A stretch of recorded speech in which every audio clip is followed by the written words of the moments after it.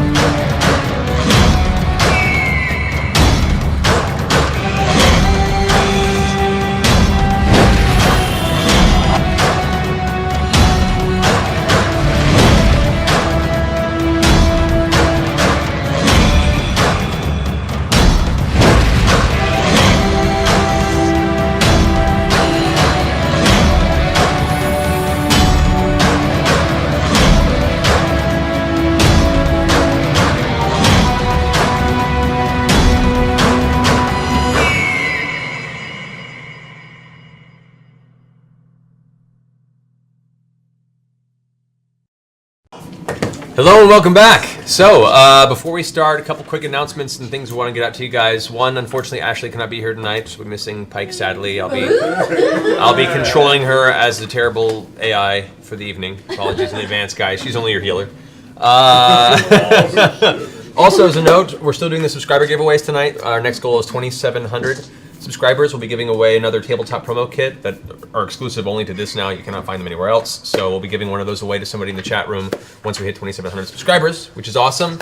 Also, we have our charity we run every week, 826LA. Marsha, if you want to explain that a little bit. Yes, 826LA is a nonprofit tutoring program for kids K through 12th grade, and they're really big on creative writing and storytelling. And they also have a storefront, the Time Travel Mart in Echo Park. Thank you. And Mar Vista. There's also one in Mar Vista, and there might be an 826 in your city. I know there's one in Seattle and Chicago and New York, so look them up. They're awesome. And yes, they do great work. And you can also tutor for them. You should volunteer. Volunteer to be a tutor for 826. To teach them to write modules for D&D. Think you're smart? You think you're smart? You're smart? We'll go help. So that's cool. And also, can you teach a 5th grader? Exactly. And also, if you donate to 826LA at the end of the show today, we'll read off some of the messages you guys wrote as part of donations at the end of the show. So we'll give you personal thanks for that at the end of today. So that's be cool.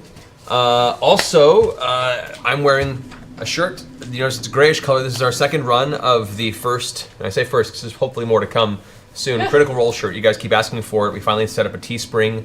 It'll only be up for the next 2 weeks, and we're trying to hit certain goals so that if we manage to hit 1,000 tees sold, we're going to go ahead and do another full cast Q&A if we all find any that we're available for. Mm-hmm. But yeah, so these shirts are available. They're on teespring.com/critical-role. We've already had a few trolls go in there and create their own t-shirts and say that they're official when they're not. Yeah, don't buy them. So don't buy those. That's what it looks like. So this gray with So the first ones we did in navy. These are done in gray. Yep. And there's second edition. And then we'll probably retire this design after this. This will be your one chance to get this design, and we have more stuff coming down the road, hopefully. But yeah, so check it out, teespring.com/critical-role. If you guys want one, go grab one. Yes. Also, quick little things we want to promote that we've been working on recently. Risha and Taliesin, you said you wanted to? Yeah, we just did some voices for the new Marvel Age of Ultron pinball game. Yes. I did the voice of Ultron, so you can hear me be evil. Nice. And hold on, you get an arm. And then there we go. Yes, and I voiced Black Widow. And doing a little ScarJo up in there. No, doing a little Marisha Ray up in there. Thank you. Mara. Speaking of Black Widow. Speaking of Black Widow. Oh yeah, so now 2 Black Widows in the house. Black Widow. Because we all do Avengers Assemble on Disney XD. Sunday morning. What? Avengers Assemble. Thor, Black Widow. Red Skull. Red Skull and a yet to be announced. Don't say anything. He also plays Black Widow. It's a whole new weird arc. Yeah. And then the episode of Table tabletop that I did just drop today as well. That's awesome. Nice. Go check that out. Yeah. Watch Laura go and destroy a bunch of folks on another game. Yeah. Yep. A very scary horror RPG, which is Ooh, fun. that sounds awesome. Is there anything else? I've something, but you go next. My comedy troupe, I had a thumbtack on YouTube. We just put out a video called "Helping the Homeless." You should check it out. There's this douchebag called FouseyTube that we're parodying, and we think it's funny. Awesome. But yeah, that just came out a couple days ago. Cool. Check it out. Nice. And I should have done this a couple of weeks ago, but Transformers: Robots in Disguise What? is now on the telly, and I played Decepticon named Underbite who eats everything, and it's a really well done show.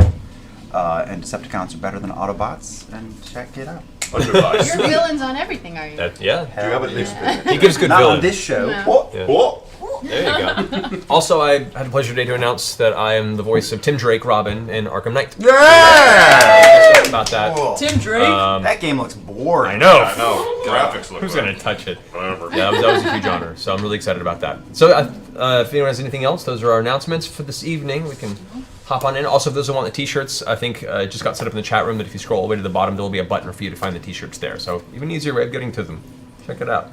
Anyway, so into the game. Let me go ahead and get the music going, because I think that's a required aspect of this as far as I'm concerned. I'm always nervous in the first 5 minutes. No. You remember how to play. Alrighty. Got that. So, as a quick overview as to where we were, the party essentially was given a quest from the capital city of Iman to find the missing folk hero, Lady Kima of Vord, a halfling paladin, very well known, who has gone missing while on a pilgrimage vision quest over the past year. She'd been missing for a number of weeks, nearly months at this point, and you were sent to the dwarven city of Craghammer to find and bring her back safely. After going to the city, you discovered that she had delved into the mines, seeking some sort of extremely dark evil that was seated somewhere deep beneath Craghammer proper. In searching for her, you managed to find your way through the mines into the entrance passage into the Underdark. Underdark, which is a very scary place. You've encountered a number of subterranean beasts and creatures, some of which are unnaturally mutated or altered by some sort of magic you cannot place. Upon going through these caverns, a few battles with Duragar, the ashen-skinned evil subterranean dwarves, further subterranean dwarves, I guess you'd say, and encountered your first mind flayers, Athilids, which seem to have allied strangely with the Duragar. Normally enemies by nature, they're working together under what you've discovered since as a common enemy referred to as Kavarn. Nothing really is known of Kavarn other than it has a great power and has united these two forces for some nefarious purpose. Apparently these abominations and these strange mutations you've encountered as experiments also seem to have been created by Kavarn, though Stitch no one knows monsters. quite why or how. As you traversed down, you managed to befriend a Arcanist Mind Flayer that was cast out from the colony named Clarota, who has aided you under the intent that you would help him free his people of the slavery of Kavarn and release the Mind Flayers to their own normal state of mind. And you made your way to the Duragar Fortress Emberhold, found and released Lady Kima, who underwent many, many weeks of torturous experiences to come through, still firm of mind and ready to kick some ass. Through a very painful battle in the Emberhold, you managed to pull your party out. Only a few of them turned to stone, and with a foot burned off. and Grog being dominated and Grog-napped by the surviving Another- Duragar Queen Ulara. Whoa. We're gonna have to get one of those child leashes for you. Maybe we can get a chip implanted in him so we can. Oh yeah, like a dog chip. Mm-hmm. So you get around chanting then. I like chips. Yeah. Or like one of those tiles you put on your keys so you can always. Yes. There you go. That's actually not a bad idea. Can we do that? There's an app. A for grog that. jack? There's an First app. you can make Grog check. Whenever it gets taken, it just gives you a little beeper in your pocket. So the party then, in trying to locate Grog's position, found their way delving past the lava fall based element of the obsidian rock Duragar Underdark, deeper into discovering this cursed kind of pit of undeath bone shards and glass. Upon traversing it, they encountered one of these abominations that you've seen traces of left before. This weird, half partial elven, partial tentacle monstrosity that slashed through your party, nearly killed Trinket, but was defeated by you. You managed to make your way across this bone field and discover what appears to be a camp across a number of pillars in the distance. Vax went ahead and stealthed up, looked over and saw that there was a camp of Duragar and apparently the surviving Queen Ulara giving them orders next to Grog, who is currently bolted by iron bands to some sort of a cart that they've been dragging him through this tunnel passage with. And that is where we have left off. So, I think I've got a plan. Oh, because I did too. You have a plan. No, I want to hear Multiple yours. plans. So Let's do them both without telling, and just see what happens. I'll Rochambeau you for it. I actually like this idea, Captain. Keyleth can melt through rock. So if we can get the attention of everyone who's guarding Grog, she could slip through while we're drawing them out and get through and let him go in the midst of the fight. That works with my plan. That works with your plans. My plan was to go in there and distract them while you did something. Fantastic. Perfect plan. I like that plan. I hadn't completed the thought because something hadn't been worked You were out. 80% there. You were like 80%. Actually, let me tell you all that Grog is up here. You didn't know. I assumed you'd come I back. figured. No, I'm still Still up and there. hiding. That raises the stakes. Last week I said, "Come up now." Oh, right. And that's when he called. And I already taken off, so I'm already headed there. all That right. was you said come up Well. now. Great. So Well, we're there. So Tiberius, roll a stealth check. great. Yes. Right. Great. Tiberius. Just go for it. Hold on, let me show you my collection of tin cans tied to my tail. Actually, you know what? No, I'm fine. I'll just Roll the shit out of that. 16. 16. Okay. So as Tiberius coasts up along the back portion of Vax's arrival point, Well, we're all good. No, where are we going? Where is everybody? We're on our way. Stealth I don't know. Very probably. you notice one of the Duragar kind of looks over his shoulder in your direction And plan over. and begins to make a few steps in that direction. Wait. Who? You? Yeah, he went in Yeah, anyway. and he's not stealthed enough. All right, I I'm just grab saying- Tiberius by the snout and pull him back around the edge of that That's rock. what I said I'm last doing week. it. I'm just doing continuing it. because I remember it when we left off. I was Okay. like, Dagger I out, followed. pulling my dagger As soon out. as he did that, I was like, I followed. All right. So the Duragar continues to move forward towards the edge of the rock. Okay. We stealth. Can I head that way? The rest of you, not you, Grub. And I'm throwing a knife into the dwarf's neck. Oh, Jesus. Oh, and that. Well, that's very Coming over stealthy. at all. All right. So the rest of you guys, go ahead and roll stealth. All right. Okay. He's not waiting. We've been doing this for 30 seconds. We're already in a fight. I'm not going to I stand was here gonna and distract wait them. for the Duragar to walk around I was the going to corner. distract them too. This is Oh, a you solid, got solid one of them. start. It's a classic movie moment. I'm going in. I'm walking into the camp. All right. Wait. Okay. Wait. Because I rolled Are a we 9. just abandoning the so- plan? No, we're just going for it right now. All right. Okay. Okay. All right. So the rest of you. I rolled a 9, so it doesn't even matter. It doesn't I matter. rolled a 10, yeah. Okay, so the rest of you begin trudging in Jesus down Christ. this tunnel towards the edge. Oh, Clarota and hello. Kima are holding up the back rear end. You know, toward- if you wait 5 minutes, I can at least take one out.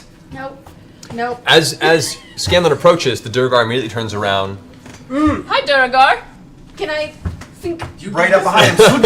Okay. I turn into an earth elemental. All right. Simultaneously, as you approach, the Durgar just looks behind, gives you a glance, so you can see his eyes, normally kind of pupilless eyes of the ashy-skinned Durgar, kind of are now glowing with an odd, dull green color that you haven't seen in Durgar previously. And he starts rushing towards you. He's going to make a simultaneous round rushing up to you for an attack, while you release your 2 attacks against him, Yes. and you release your dagger. Go twinsies. So, Who is this Scanlan? calls for a music change. All right, so, Best laid plans. My first one was an ultimate fail. okay, good to know. All right, the first Durgar swings at you with his warhammer. To you, Scanlan, that comes down with a 12. 12 versus armor class? It's your armor class, yeah. I'm okay. You pull back, and the giant warhammer just swings past you, and you duck out of the way. Thankfully, though you're, the Durgar relatively small, you're much smaller. As a gnome, you slip right out of the path of the actual hammer blow. Your first arrow misses. Second one you said hits. 25. 25 definitively hits. Go ahead and roll damage. Why? Oh, I'm cursed today. 8. 8 damage. Damage. All right. So after he swings past Scanlan, who ducks out of the way, one arrow just cruises over his head, and you hear cats scattering and clattering against the rocks in the distance. He looks over in your direction as the second one just grazes his shoulder. Oh. You can see a little bit of blood begin to spill, but it doesn't even turn his head towards the wound. Teeniest He's still amount. just glaring at you angrily, Good times. while you throw your dagger from behind. Him not even aware of your presence currently. Okay. Do a really good job. 20 natural. First of the night. There is a magnet inside this die.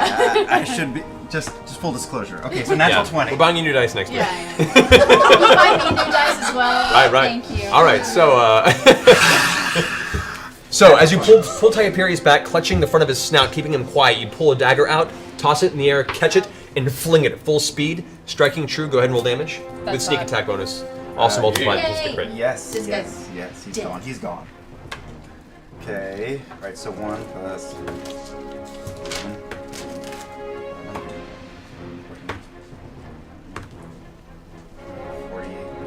47. All right. So as he turns and the arrow strikes off his shoulder and he glares at you, Vex. He pulls back his hammer again, looking down at Scanlan, coming down for a blow to basically bash his skull in. But you stop suddenly as you see this blade protrude from the front of his skull. His glowing eyes fade back to a dull, pale, whitish color, and his body just slumps onto the ground as your dagger magically returns to your hand from below. Durgar down.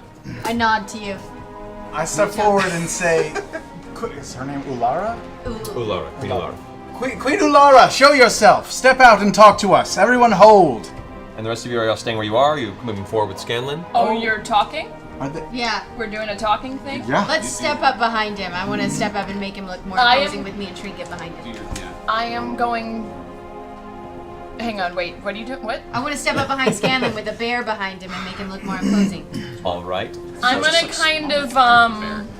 kind of slink back into the shadows and turn into an earth elemental and sink into the ground.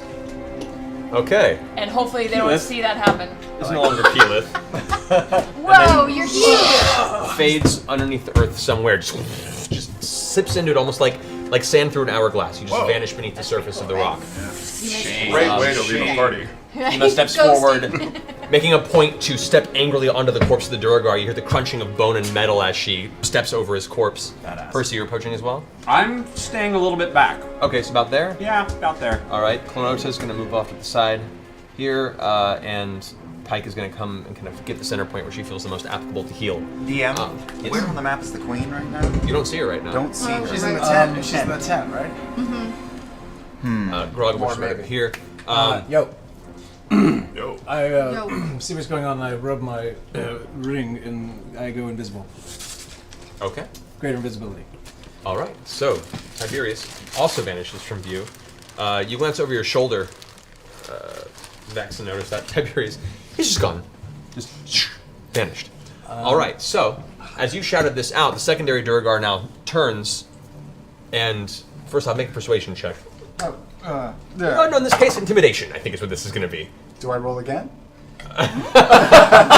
I'll say okay because it is a different skill.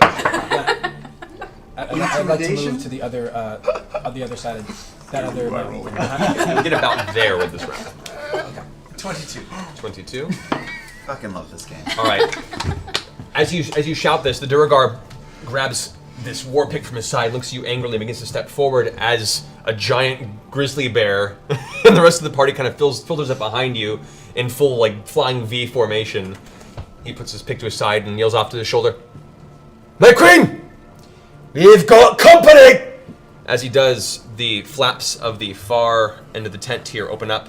There's a dwarf there, not a Durgar, but a dwarf that is standing there at the side that steps out of the way, and Queen Ulara steps out as well. And you see her angrily look off to the side. Well then, it appears that we have some business to discuss. And she begins to step past the front of the fireway, stopping right next to the fire pit, just kind of keeping a good 15-foot distance with her arms crossed. The dwarf comes and flanks her on this side, and you now see, while I cannot seem to find the figure for the life of me right now to represent it, we'll use this for the time being. There is an elf also flanking her. Normal-looking elf, dressed in looks like a fine chainmail attire, long sword at the side. So there's an elf and a dwarf both flanking. They're clearly with her. They are at her side, like like they're ready to defend her. They could be charmed. Queen Ulara, if I may have a word, let us spare each other lots of bloodshed and just have a chat before we fight. Is that all right? Talk, small, annoying creature, and perhaps it'll delay the inevitable. We, my friends and I, have come. Hi, yes. We've come from the above world, the normal world, let's say, to your fine kingdom down here below, and we were on a mission. We're a bit of, I don't want to brag, but we're a bit of an elite task force sent in by kingdoms and kings that you probably haven't heard of way down below. But anyway, I'll spare you. Hold that thought just for a second. Percy, go ahead and roll a perception check. Shit. When it's out of the blue like that, it's Oh always no! 10. Oh no! Oh no! Wait, DM. Vax is creeping along the back of that tent and curving around. All right. Thank you. And you're- I'm going to do the earring and go to Scanlan and be like, keep it simple. Will you? I mean, really, calm down. Pop me. Yeah, how could you? Milady, I also. we have come on a mission to save someone that you were holding captive. We have completed our mission, and in the melee in that hovel you called a palace back there, we lost one of our own, and we would like him back. Now, I'll make it very simple because my fellows are begging me to keep things simple. It's a simple binary choice. You can all die right now, or you can turn over our friend, and we will probably leave you in peace. I would promise, but I don't make promises to dogs. Oh shit! I'm moving like kind of behind where the pillar is, but in the ground. Behind where this pillar is in the ground? No. I'm. Do you have a mic you can Yeah, conjure and I'm drop? there. Okay.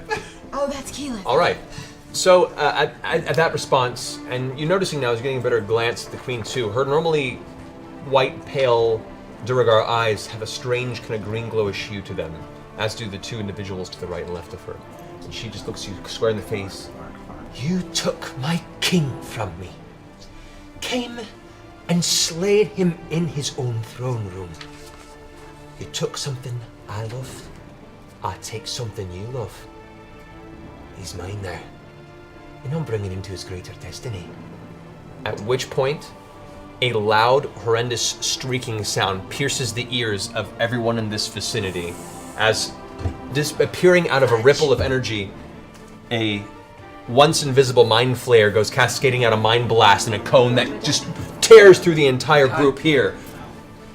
Scanlan, Vex, Peck as well, Trinket, Percy, go ahead and roll this would be intelligence saving throw.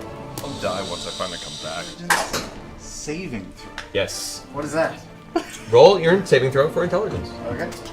Small square near the top upper left hand. At least I don't have to roll for Add your intelligence. 21. All right.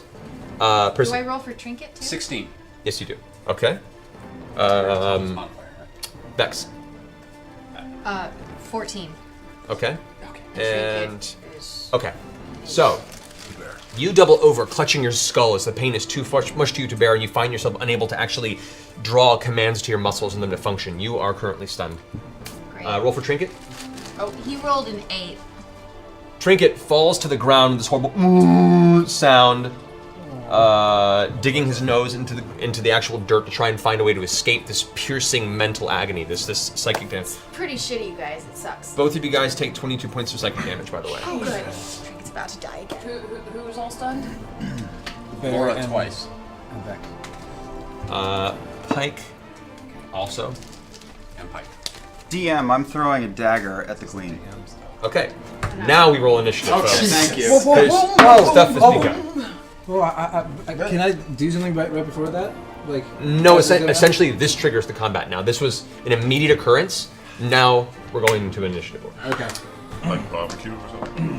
What happened now? By my saying that, Rice. do I get into the initiative order, or does my action come out, my decision come out before. I would say for the 2 that didn't act this turn, you guys have advantage on the initiative roll because you guys have been holding your actions. So Tiberius, you can also roll, have advantage on your initiative roll since you guys were holding up. 21. 21. Nice, that's better. That's way better than a 2. And I don't roll anything because I'm stunned. You are stunned currently. So. All right, so you still roll initiative, so we have the order that you go in. So. 21. All right, so. 22. All right. Oh, yeah. Sorry. That Are we doing this? already. We are. Doing it. It's on like trying. Let's do it. We're in like flame. What do you need? I've got a Right. 13. I would say so. 20 to 15. It's sugar time. 22. 18. 18. All right. Wow. You got some good initiative rolls, guys. Good 16 job. here. Okay. 15 to 10. Oh, then me, 13. There we go. You play stunned well. No, leave him here. I'm not a victim. I'm gonna kick butt as soon as I wake up. Oh, yeah. Kima also fell stunned to that, unfortunately.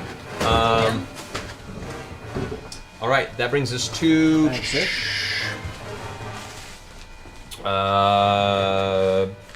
I think it's everyone's initiative, right? 21 over here. Yeah, everyone's in. All right, cool. So, top of the round. Percy, you're up first. Okay. We need Earth Elemental stats if you know where they are. By the way. Or did you not put them out? Monster manual. Monster manual. There we go. See, this comes in handy more often than you think. For my. Yeah. But since while we're looking that up, I'm basically going to pull my gun. I'm going to fire 4 times into the face of that awful screaming bastard. Oh my god. Of the mind flayer over Yeah, here? the mind flayer. Okay, so you whip around. It's there in your face. Go ahead and make. You're using your action surge to fire 2 additional times, you said? Yeah. Okay, wow. 4 rounds. Go for an attack. Pew pew. First attack with pepper Pew pew box pew pew. is Pew, pew, pew, pew. 13. 13, unfortunately misses. Form shifts, and you can feel the psychic energy of its impressive mental force causing your hand to miss its aim with each pull of the trigger. All right. Fire shot for 19. 19 does hit. It's my fire shot, so that's 10. Put it on him, Percy. Let's go. Oh my god, this sucks. 8 points of damage. What is this Okay. about? Third attack. Third attack. Spin the barrel again on Peppergox. Now Yeah, nat 20. Get on it! So that's thank you. Murder him. Get on it. Jump on it. Jump on it. That's 11 points of damage. Alrighty. Do you guys That's doubled? doubled with the critical. That's 2d10 with I double the dice, right? Yeah. Yeah, that's. Or roll and double the dice number, but that's fine. Yeah. Okay. So that's that. All right. And now I'm going to take sharpshooter bonus. So that sucks. That's 11. That doesn't hit. Unfortunately, so the first one hits, the second one actually clips part of its chest, and you can see as it tries to use its psychic abilities to resist the bullet, it still pierces its chest on the side, missing everything vital, still causing it to suck in the air for a moment. Terrible roll, and I'm going to use some movement to dodge left to get out of the way of that guy. Okay, let's go this way. Yeah, I'm going to go. Yeah, about there. Okay, cool. I'll let you get out the laser pointers. I'll bring him one. Hey, is Grog stone? Wait, no. Grog's tied. Grog is He's held by tied down. iron bands. He's Grog's down. been hitting the peace pipe. He's unconscious. Yeah. Is he, You guys don't know. You haven't seen him yet. He I could saw be him. You awake, described it to me last week. He's in iron bands held on like a. but he's cart. awake, Yeah, right? on a cart. Let me check. Iron bands. Yeah, he's tied down. All right, He's so on the whole cart, though, right? Tiberius, you're up next. Take the whole Great. damn thing. I peek over it. the little thing and I go, ooh, ooh. And I throw a fireball from my ring. Okay, where are you throwing it? Oh, right in the juicy spot of those 3. Right here? Oh, yeah. Okay. The juicy. So, as they're all sitting there looking ready to pounce for this series of battle, all of a sudden there's a slight streak of reddish energy in the distance as y'all are watching. It looks almost like the fire pit behind them just explodes in this giant fiery ball of red, angry, magical fury. So go ahead and roll your 8d6 damage. D6. I'm missing D6s. Some more. Wonderful.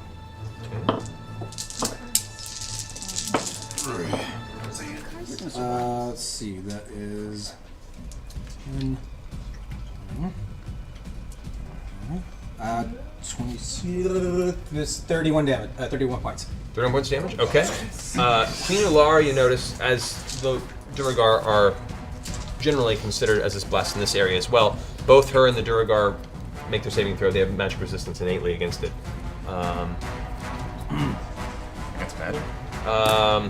Yeah, they're hardy creatures, man. However, the elf on this side ends up just being thrown to the side, and its entire body gets thrown about 20, 30 feet across from just the force of the explosion, landing on the ground, lifeless next to you.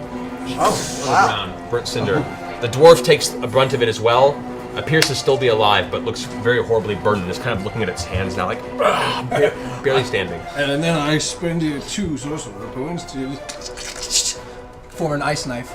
Before we get to that point, Grog, you also take the damage. Oh. What? How many points? He's a friggin' sponge. He'll be fine. Because you said you threw it in the fire there. Yep. Grog's right there.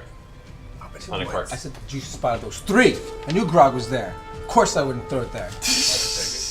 Okay, fine. Unless they tortured him pointed down here. to 1. Yeah, I know. but I thought, I don't know. He doesn't allow cuts. Be specific next time, but yeah, it's okay. You can take it. We're down all of our laser pointers. And I throw that right in the back of Queenie's head. Oh, we have. Okay. Throw what? All right, go for it. So as you coalesce this arcane energy into this blue, kind of cold, freezing plume of moisture in your hand, it forms into this giant, jagged blade of ice, and you chuck it in a straight line. Go ahead and roll your D10. roll your d20 plus your spell attack modifier. Get it. Get some. 19. 19 does hit. Sweet. With their mage armor. Sweet. And then that's 1d10. So that's a 10. And then it shatters. And then it does 2. Where the fuck is it? 2d6 damage as well.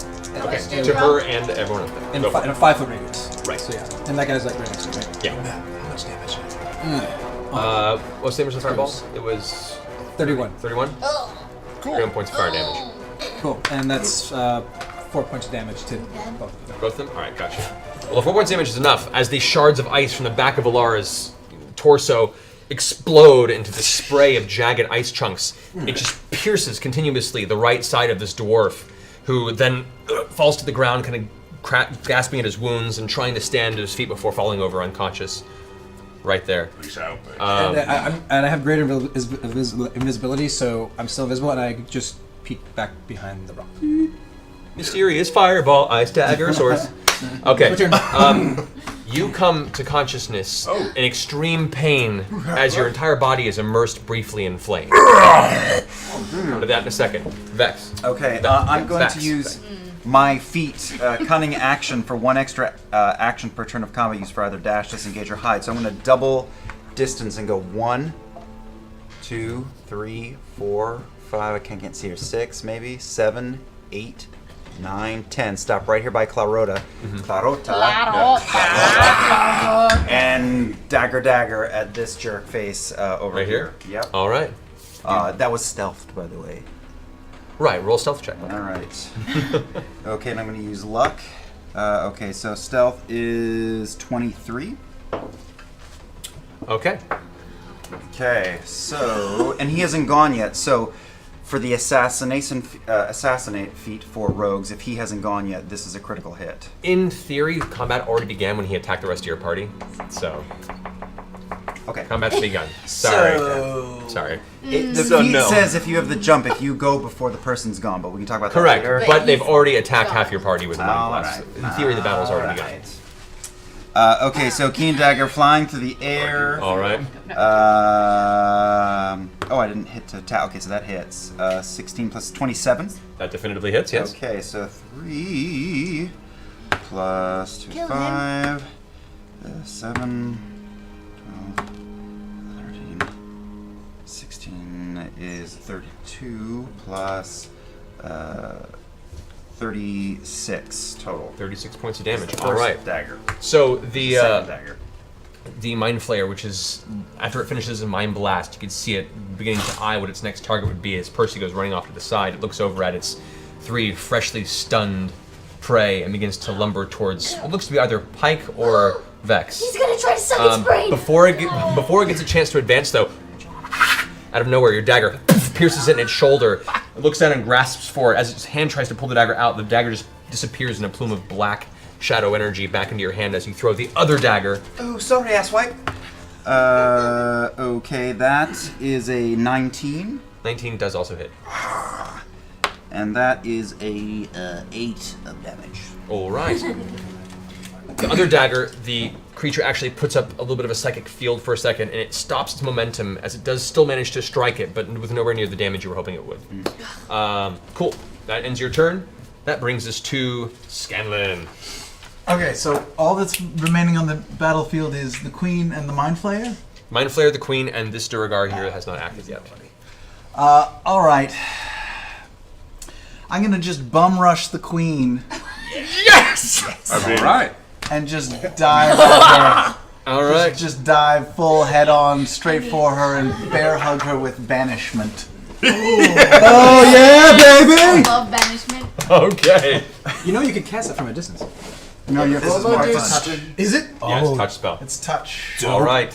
So, Huggies. what's your spell DC? Are you I assume you're using your hand cone? I do most things through that. As you charge forward, you pull out your enchanted hand cone and shout the incantation towards her with an angry glare. Get lost, motherfucker! Is it a DC of 19 for that? Yeah. Really? Oh my god.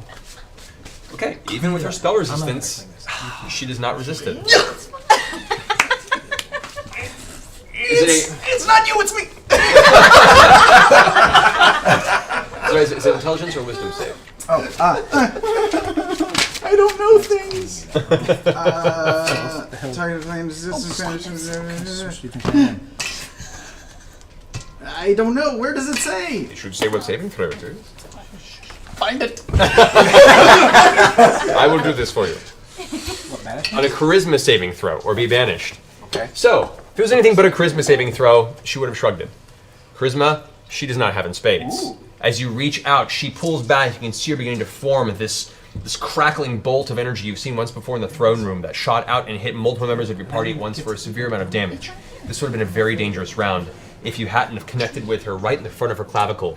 She looks at you with this look of confusion and completely caught off guard frustration before her entire form blinks out of existence and is no longer visible on the board. Bardass. Yes! Get the hell out of there. Do I get my bonus? Yeah. I'm gonna give inspiration to Grog because he needs it. All right.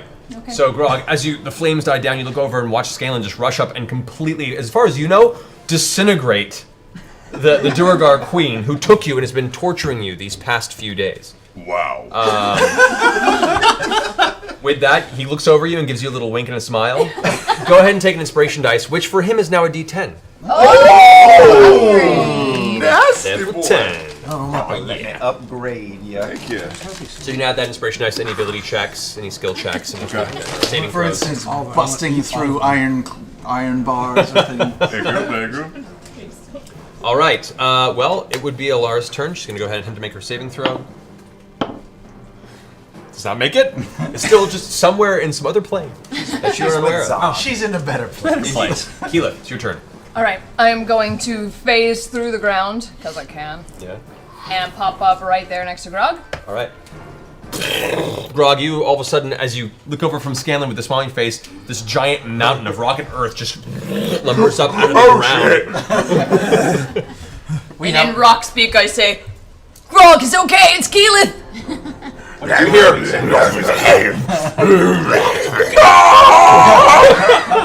I still don't really grasp that. We have It's your first time doing elemental form. Yeah, You're still figuring it out. So, seeing that he's still tied up, I'm just going to pick up the whole crate and put him over my no, I'm gonna football carry him like this. Okay. Wait, is he on something? He's on a big. He's strapped to a giant cart. And she's carrying the whole thing? Yeah. Awesome. Because earth elemental. And, So you're there now. You still have about, what's the speed of 30. 30? So you got about, say, 10 more squares. You can, or I'm sorry, 10 more feet you can go. I'm gonna start football rushing that way. This way? Mm-hmm. All right. 1, 2. All right, there we go. Get the fuck out! You are now being carried with this giant lumbering earth elemental that's just bringing you under its arm. Great. Vex. You make your saving throw. Oh, okay. Oh, Intelligence. what's intelligence? Yeah. Intelligence saving throw. It should be at the top. 23. 23. Using your mind, you shrug off the remainder of the ability. That does in your turn, but you're no longer stunned, which is nice. That's great. That's the end of my turn. That's the end of your turn. Do I roll it for trinket too? Yes, string as well, thank you. Little trinket is for little mini dice. Oh, I don't think he got it. No, he still rolled an 8. Yep, so Trinket's still on the ground, like, slowly digging his nose into the dirt, trying to find a way to escape. Not more damage, but currently is just unable to function. Dreaming of honey. Okay. He's dreaming of pain. Yeah, very, very bad news. He's dreaming of sex. Okay, that brings us to Pike, who's also going to try to make a saving throw. Fails it, unfortunately. Pike is still now, like, dropped her shield, dropped her mace, and is just clutching the side of her head, screaming silently as the pain is just racking her brain from the inside. That brings us to this Duragar, who's going to rush over to the one who just banished his queen and attempt to, as his physical form begins to swell with strength and frustration, the Duragar swings at you with his war pick. That is... Oh, don't hit me! I cast a little cutting. What is it? Cutting words? Cutting words. Cutting words. Okay. So it's a 16. Go ahead and roll your... It's D10, remember? Oh, D10 now. that's You leveled up? D10. Yeah. I've never rolled a D10 before. Now you have! There you go. This is a D10. Yep, so it's a 16. Can't take you Four. anywhere. It was a 4. It was a 4, so it takes that down from 16 to a 12, which does miss. He misses. So as he rushes towards Oh, don't hit me! you, he stops for a second, confused, like, he puts the war pick down for a second, like, wait, you gnome! Does not know why he listened to you, and is equally frustrated with himself now as he is you. So good. All right, that ends the Duragar's turn. That brings us to. Comes the elephant. Yeah, this is gonna be. Kima's gonna try and make her saving throw. Kima does make it. Does shrug off. Yeah. The effect turns around angrily, holding the great sword that you gave her, staring off at the Mind Bastard. Flayer right there. Clarota, however, is going to go ahead and turn this way. Coalesce a giant ball of electrical energy into his hand and release an arcing blast of lightning energy towards this Mind Flayer, who does make its saving throw. However, it's still a nice 8d6 lightning damage. Do they know each other? Are they friends? Not anymore. Soulmates. I think that guy dated Clarota's So- ex-girlfriend. 12 points of lightning damage. As the blue energy arcs off up and you see it grounds itself on the incline of this tunnel you guys of heading down the Mind Flayer visibly is like burned, charred, wounded. It looks really, really rough. That ends Clarota's turn. Kima's turn back to the top of the round. The Mind Flayer looks at a certain circumstance. Oh, no. Puts its hands together like this, seems to concentrate. I for see a it. I moment. counterspell. Yes! Yes! Well, then. Okay. All right. It's a reflex. Well done. Ah, yeah. Yes, I am. Counterspell in this edition is Wow. so good. That's great. All right, so this would be Come on, Tabs. counterspell. Tip of hoods. Rock, paper, scissors. Big money, no whammies. All right, counterspell. So, all right, so go ahead and make an ability check using your add a d20 plus 5 to it. That's not. That's no numbers. Oh, there we that's a go. good number. What is that? 22. 22. That'll do it. So, as this entity you've seen before, they tend to like create this small, localized portal into some other plane and then step through and vanish. You see it begins to coalesce the same arcane energy, and for a moment you see a spark of some sort of doorway begin to open as Tiberius steps from behind the rock, releases this torrent of sparkling arcane energy that closes the gate entirely, and the Mind Flayer for a second looks confused before it, across the way to wherever it came from and sees nothing. Oh, so sorry. Oh, you're still invisible. So sad. So sad. And is going to turn tail and run. Just running? With his feet? Can I shoot Oh, him? he ran? Yeah. He can float away. He's floating. Well, yeah, essentially just They all float levitating down here. away. Does he have a goofy run? Oh. It's more. It's a gliding. It's about Shoot him. 5 or 6 inches off the ground. Shoot Percy, you're up. Shoot him, Percy! Okay, I'm He's going running. to take a step towards. Is that who's buggering Scanlan over there? Who's Duragar. It's a Duragar. I'm just gonna take I'm gonna take a shot at him really Don't quickly. hit me. Okay. Not gonna hit you. It's kind of hard to see him right now. There's a big tent in the way. If you want to take a step forward. I'll take a step forward. I'm gonna Okay. continue moving. This is gonna be a running shot. Okay. So run it. as you turn, pull your gun up to the side and kind of offhand fire. 18. 18 does hit. Noise. I don't like Noise. That's don't go anywhere. That's 9 damage, 9 damage. All right. and I'm gonna shoot again. All right. 18. 18. That also hits. 8 damage. Bad news has not come out yet. This is just my little pepper. All right. So as you turn the corner, you fire once, take another step forward, go click over the next barrel, fire a second time. The Duragar, which was attacking you, you see part of him still burnt from the fireball that was tossed the first round. He's frustrated and angry that you caused him to somehow lower his guard and attack you last. So rearing up for another two-handed strike down onto this tiny gnome character in front of him. The first blow hits the war pick, knocking him out of his hands. He looks over confused at you as the second blast hits him right in the side of the face, completely destroying this side of his head entirely. This wet gurgle as the Duragar slumps into the ground, almost on top of you, but you step out of the way as his body just poof, hits the ground. Nice. Right there. Nice, Thursday. Where does he get such that ins- wonderful toys? Inspector's turn. Tiberius? You want to chase it? No, don't.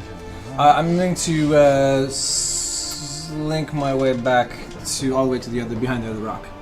Over here? Towards everybody, closer. Yeah. There you go. Boom.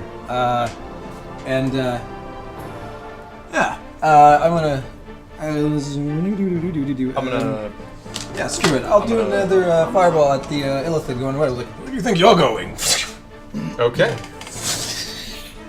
So, as you fire this beam over here, it detonates in the distance, safely far enough away from the party. Go ahead and roll damage for that fireball. As the Mind Flayer that is drifting away kind of glances over its shoulder, you see its kind of greenish glowing eyes go wide for a second, cartoon style. Oh shit! Can you go fireball as you do it? That's okay, I guess. And with its advantage against the spell, it's a dexterity save, correct? Yeah, so that's Does not make it. 14. 19. 19. All right, 19 damage. Yep. Okay, as the Mind Flayer's like drifting away, you guys see this arc of red kind of beaming energy off the distance. You see rocks cascade off the top of the wall, hitting the ground with a force as the entire tunnel shakes and rocks. As the smoke and the flames dissipate, all you see is this pile of blackened creature on the ground from where the Mind Flayer once stood. Oh, peace out! Mind gobbler. Is that everybody? Fellows, gather around. She might come back at any moment, and we should be here to surround her when she Okay, comes back. yeah. And someone get Grog out of that thing. Yeah, Oh, who we crap, I get? forgot about that one. So, How do we get Grog out? Grog, Well, while they're all doing this, what do you want to do? am I still chained up to the car? Yeah, you're still like these iron bands are across your entire Being body. carried by an earth element. Excuse me, giant rock thing. Could you perhaps get me out of this shit? I start hiking back towards Grog. Is Pike and Trinket still? Are they still stunned or are they better? Player's dead. They've shrugged it off by now. Okay. Then I run over and try to see what I can do. Laura still can't make her saving throw for the life of her, even with resistance. Alright. Can I go like try to mess with the things on? Well, yeah, as you guys kind of approach, making your way up to the front here. Hey, I'm just going for it. Grab these I'm Duragar. helping. And I'll move on the other side of that rock so I'm I gonna can reload. see better and have line of sight. Over here? Yes. No, on the that side. Yeah. Okay. Alright, so as the rest of you all slowly trudge up and kind of gather around this vicinity. Grog, are you hurt? I can't tell yet. I'm just keeping my distance. There? Alright. Yeah. Alright, Still in so, this wonderful therapeutic chair. so you go ahead and you try and pull the bars off? Is that what you're doing? What are you doing? Are they bars? No, I'm running up. I'm gonna pull out my lock picks. surround you. It's a Lock wooden picks. cart? I don't want to hurt him. Okay. So I'm gonna check it Maybe out. bust the wood on the bottom. Yeah, I was just gonna say, smash can the I cart. Oh, he can pick a lock. That's what I do. Oh, is there a lock on the bars? Yeah. Yeah, there's an intricate lock Try that mechanism. first before I like suplex Grog. All right, so that would be the fun, the though. earth elemental lumbers forward, presents the cart to the ground in front of you. One of the wheels kind of Thank you. cracks a little bit in the process. That- Little Keyleth. space. Give me a little space. Let me look at this. Where's I'm gonna Keyleth? detect The rock thing is traps on Keyleth. his bands. Good one. That is. She could come back at any second. Hurry up! I keep my arrow notch a just in case 17. she does come back. I'm switching out guns. 17. Yeah. Okay. They appear to be just general. And are there Locks. lock contraptions Is on them? Trinket I'm gonna okay? start There picking is a away. lock on them. Yeah. So go ahead and Alright. make your He's like almost dead. Can you heal? Do you Okay, need 19? potions? Do you need anything? 19. Tink! The band that's partway across the waist just kind of opens freely on the hinge on the one side. Was there just one?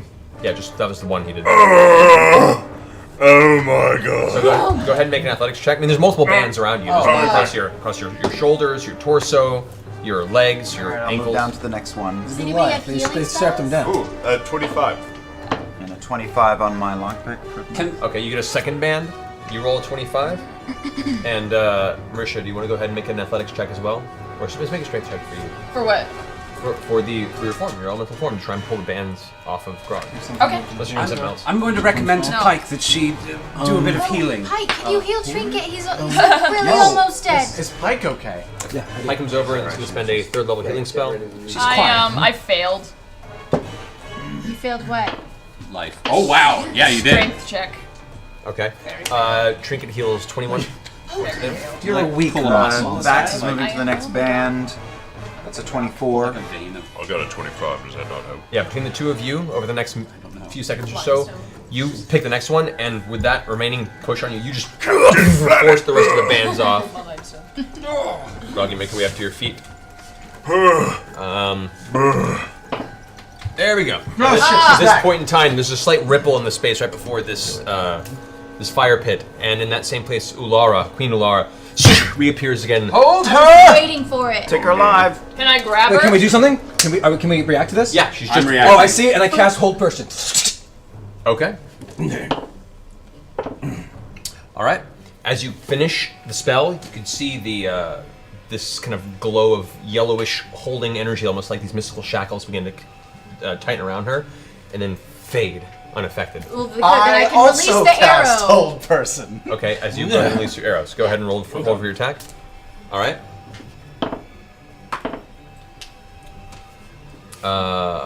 29. 29. Okay, that does hit. You can see now the second set of shackles spins around her. She brings her hand up like this, and they just scatter around her, resisting the second whole person. Can I just Now reach all our out good saving throws are coming through. and grab her as an earth elemental? Just like, If you want to. yeah. So, damage on the attack? I hunter's marker as well. Oh, there you go. See that chat room? That's, what is that? 13? 12. 12 plus. That's 16 total. 16 damage, alright. I'm gonna take a headshot with bad news. Oh, Let's are you just doing hold stuff? her. We need to Let's talk to her. hold Okay, okay. I bear hug her. Alright, so go ahead and make an athletics check. I'll sit.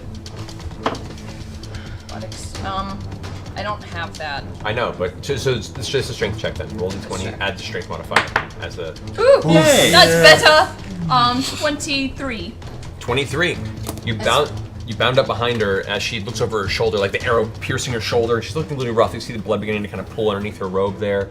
Her eyes go wide. It would be in your best interest to not struggle. At which point, the giant arms go behind her, and the earth elemental lifts her off of her feet, and she. You can see her now, her feet dangling angrily in the air. A couple seconds pass before she. All right. So, let's make a deal, shall we? You're in no place to negotiate. Yes, we have everything that we've come here for. What can you possibly offer us that we don't already have? Valid point. What purpose do I serve you? You should let me go. Let you go? I tried to talk to you and you almost tried to get us killed. Vox Machina, our purposes are here are done, but Lady Kima, she has further to go, and I am curious Your Highness, if you know anything about this Kavan chap or I have a gal feeling or she thing, we've heard his or her name. They seem to be famous in these parts. Was wondering if you know anything about Kavan. Are you rolling persuasion for this? Yes, I am. So well. That's a 2. So bad. She goes, I know many things. She kind of leans forward a little bit and then just spits right in your face. I kind of wonderful. Clarota, do you want to suck her mind? I tighten my grip on her just a bit. Vexalia, would you come up and talk to this I'm already here. nice Clarota, person? which steps forward and just kind of brings his hand up. Oh, that's true. We don't need her. We just need her brain. Right. Right. Yeah. As Clarota steps forward, putting his hand out, this voice kind of echoes through all of your minds communally. No. Tell us what you know. And you see his eyes flicker with this strange blue energy. Yeah, Professor X. Man's gotta eat. And you see Alar's eyes glaze over and fill with the same blue arcane energy that Clarota was briefly having drift out of his eyes. Ular stops struggling, and the mouth goes into this weird grin for a second and just calmly says, Liberation. Liberation is what it brings us. Liberation from physical limitation. Liberation from the pain of the light. And she looks up as she says that. We all shall rise. Kavarn, the guiding darkness. The sun shall hold no sway, and we shall walk the surface once again. What is all this poppycock? What is Kavan? Kavarn came to us, showed us how, through unification, we could be better. I than didn't we ask ever what were. he did. I asked what he is. Kavarn. At which point there's a shudder in her body, and the eyes go from the strange blue color to this strange swimming black that covers the entirety of each eye. At which point she kind of shakes for a second. Her shoulders shift, and you can clutch her in your arms. As you do, you see the blackness now has that same kind of green glow that the rest of them had, but it's kind of framing the pools of shadow that her eyes have become. Her jaw falls slack for a second, and this voice comes through.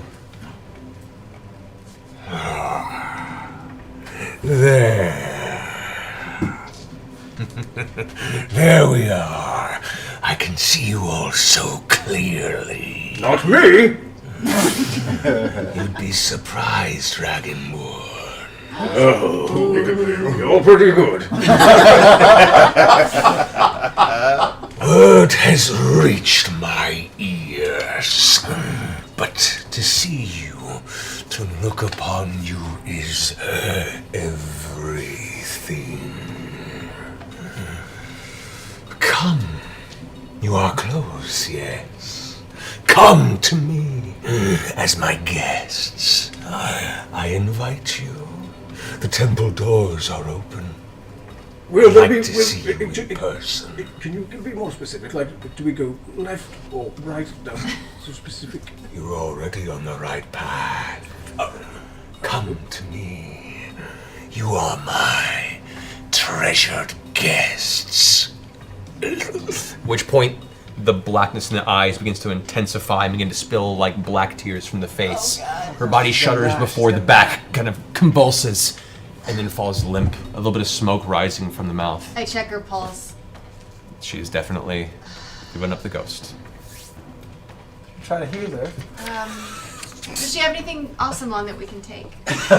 I wasn't gonna say it. You're looting I her was already? waiting. I was waiting for someone else to say it. What a mercenary. Is she dead? Can we take her out? All right.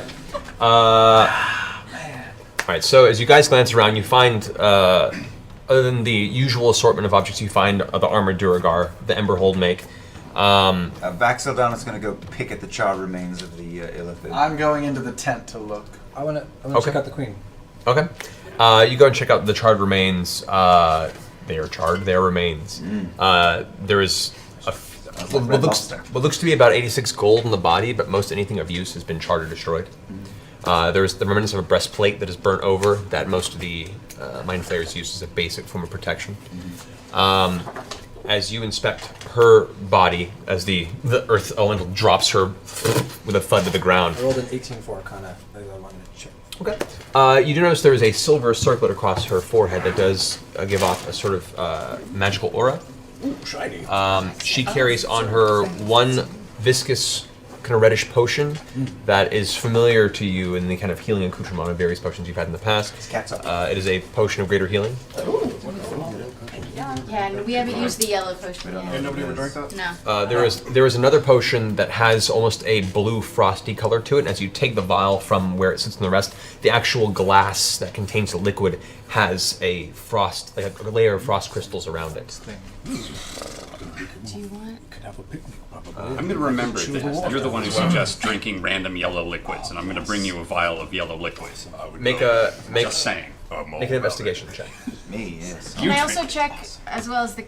We already checked the queen. You already checked the queen. Yes. Can we He's check almost done checking the queen. the elf and the dwarf that? we Could knocked I out ask as Pike to heal me, because I look 30. like a game of tic-tac-toe? Okay. well? I know we should check on Grog. Oh, no, don't think of me, please. I've You're only just- been you're fucking missing for You're 2 standing weeks. up. I'm so happy you're Had back to with loot the us. bodies, buddy. Had to loot the I bodies. really What'd you roll want to see if there's 13? anything 13? Okay. Fudge. Can't seem to find anything out of the remains of the Mind Flayer, unfortunately. I dropped my earth elemental form. Okay. The earth around your form seems to just crumble like a layer of rock. Hits the ground and kind of dissolves into the stone beneath See, you. I and told you it was Keelan. Were you watching? Were you watching, Grog? Grog, you weren't watching. I totally was. It was amazing what you did. I'm proud of you. Could you do it again? After we take a short rest. I think this counts. Totally, this probably does count as a short rest. Inside, it looks like there is some traveling blankets, some furs. You do also find a small case that contains a bunch of empty vials. There is one filled vial, a very large vial. That's cool. Superior healing. All right. Great. And you find Can you please heal me? What the hell? Everyone's in little pieces of paper. I placed a circlet on my head. What is it? What is it? Probably a cursed item. you can't have it with an ion stone either, by the way. It's one or the other. I thought that it was a. It's a head slot. Like you have to. They both And can't share for the same ion space. stones, I could have up to 3 in that head slot. Correct. Okay. Maybe give it to Scanlan. Scanlan, do you have anything in your head slot? Just my cunning wit. I don't even know what a head slot is. It's for a hat. Then photo. I, show you. for the time being, I take off the ion stone, I dissipate it, Okay. and put it on. Okay. Well, can you share? This essentially allows me to No. Anyone who wears it. anywhere or anyone wears it can maintain a 2 concentration spells for 2 rounds. Oh, I need That's that. great for Oh, you. yeah. Really good for you. Wait, what was for a the lot other of thing that people. you just took off? Could you do that that cheer was my where I iron feel a stone. lot Like better a after sword you do it? Pike comes up and says, I'm sorry, Grog goes over and Share some of these places Yeah, her hands give one upon to you. Scanlan. He doesn't have a head slot. As she's about to, He doesn't Kima have anything on his kind head. of pushes her aside and Okay. says, I've got this. Now you're the Walks same. up and you can see I take it off. this divine glowing energy forms. Please touch me. fills her hands. She reaches out and touches you and this warmth fills it. Wait, This warmth fills your torso. Using her lave hands ability, Stop it. That's awesome. Lady Kima of Ward heals you for Heals everything. 30 points of damage. Oh. 20 for the day. Oh, you're again. Did I find anything on the other people? Thank you, Kima. You look through the bodies. There looks like most of their adornments, other than the natural armor and weapons that they have, nothing of particular interest. Make an investigation check. Wait, I get to go twice because it's under time. That was great. I took one of my hit dice too. Now I'm almost ready. 16? Yeah, you're not able to really pull anything from their bodies, unfortunately. However, after Kima finishes healing you, Kima walks over to the dwarf corpse as you're inspecting it and kind of gives it a look over and shakes her head. What do you see, Kima? This was one of my companions. Oh no. Well, judging by the scars across his body, he had already been made a thrall of one of the Philid, most likely the one that finished Gatsby.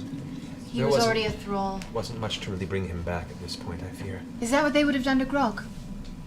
And then as you guys all look at Grog now, you can see him. He has hundreds upon hundreds of small scars across his body, fresh wounds that have kind of just barely sealed. It looks like they've done a number on him with a bunch of small blades, hooks, razors. It's hard to tell, but he is just coated with small cuts. It's been interesting. You look really manly now. Now.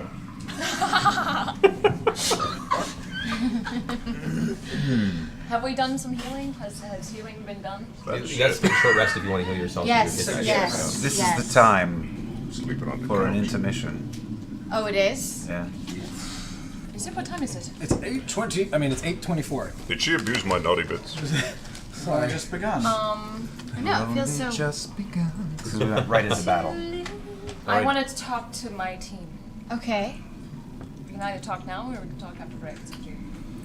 let's... Talk now. Vax Let's is talk walking now off and into the distance to urinate on a stalagmite or a stalactite, whatever is the one on the ground. Okay. Well, we'll wait for Vax to get back. We'll bring him up to speed Just later. talk loudly. Yeah. Well, I don't... Where's Kima? She's like right She's right here. Kima's with you. Kima's still looking over the body of the dwarf that's fallen. kind Speak. of. Oh, that's a relief. Oh. How do you not want to answer it? I don't want to talk about it. I'll I look can over at definitely- Kima. Kima, earmuffs, Kima. How? No, that's You awkward. want me to distract her? It's Yeah. like the longest pee ever. Yeah. Joking! I'll distract her. I'll Grog distract goes and Kima. distracts Kima. I might be better at that. Whoa. Okay. Kima, can you You take be nice. Can you take a walk with me?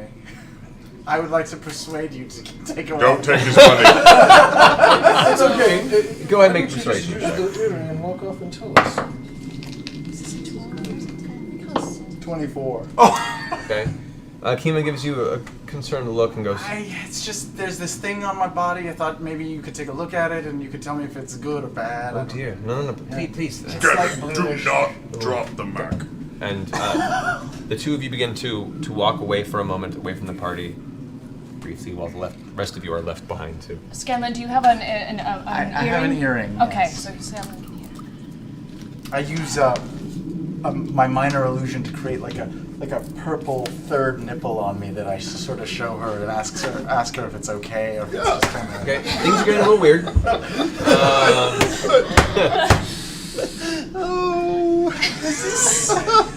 Is this normal? None of this is normal. At all. I mean, it's just I trust you. I feel like I know you. You know, we had that thing back there, and then Keyleth was yelling at you. What was that all about? We're all Let's under a girl lot talk. of duress. We're Let's under a girl lot of talk. duress. I can. The more and more things, people have emotions, and I understand that. It's all right.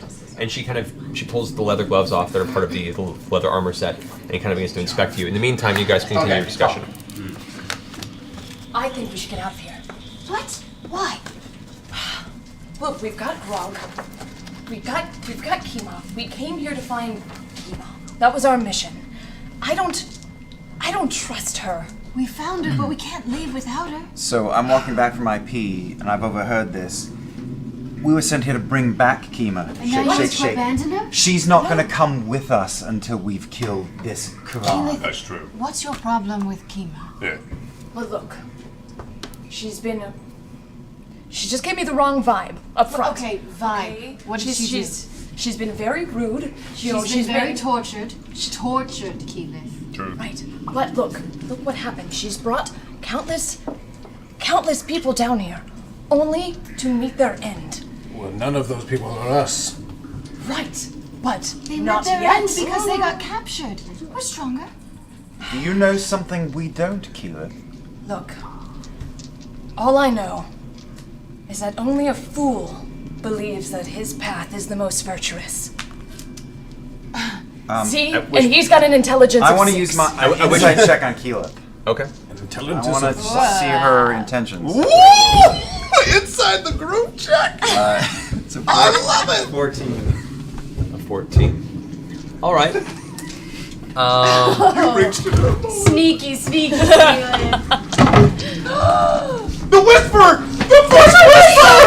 Wait, get on camera. Get on camera. Over here. Whisper in camera. He used to do this all the time. Yeah. When shit goes down and all of us can't know, he whispers. And he sticks his tongue in your ear a little bit. It's really Nice. Don't I can't cheat, but I really want to listen. What was that shit about? Now I'm madly. Hey everyone, buy a T-shirt. That was messed up. Subscribe to Geek and Sundry. Support Felicia Day.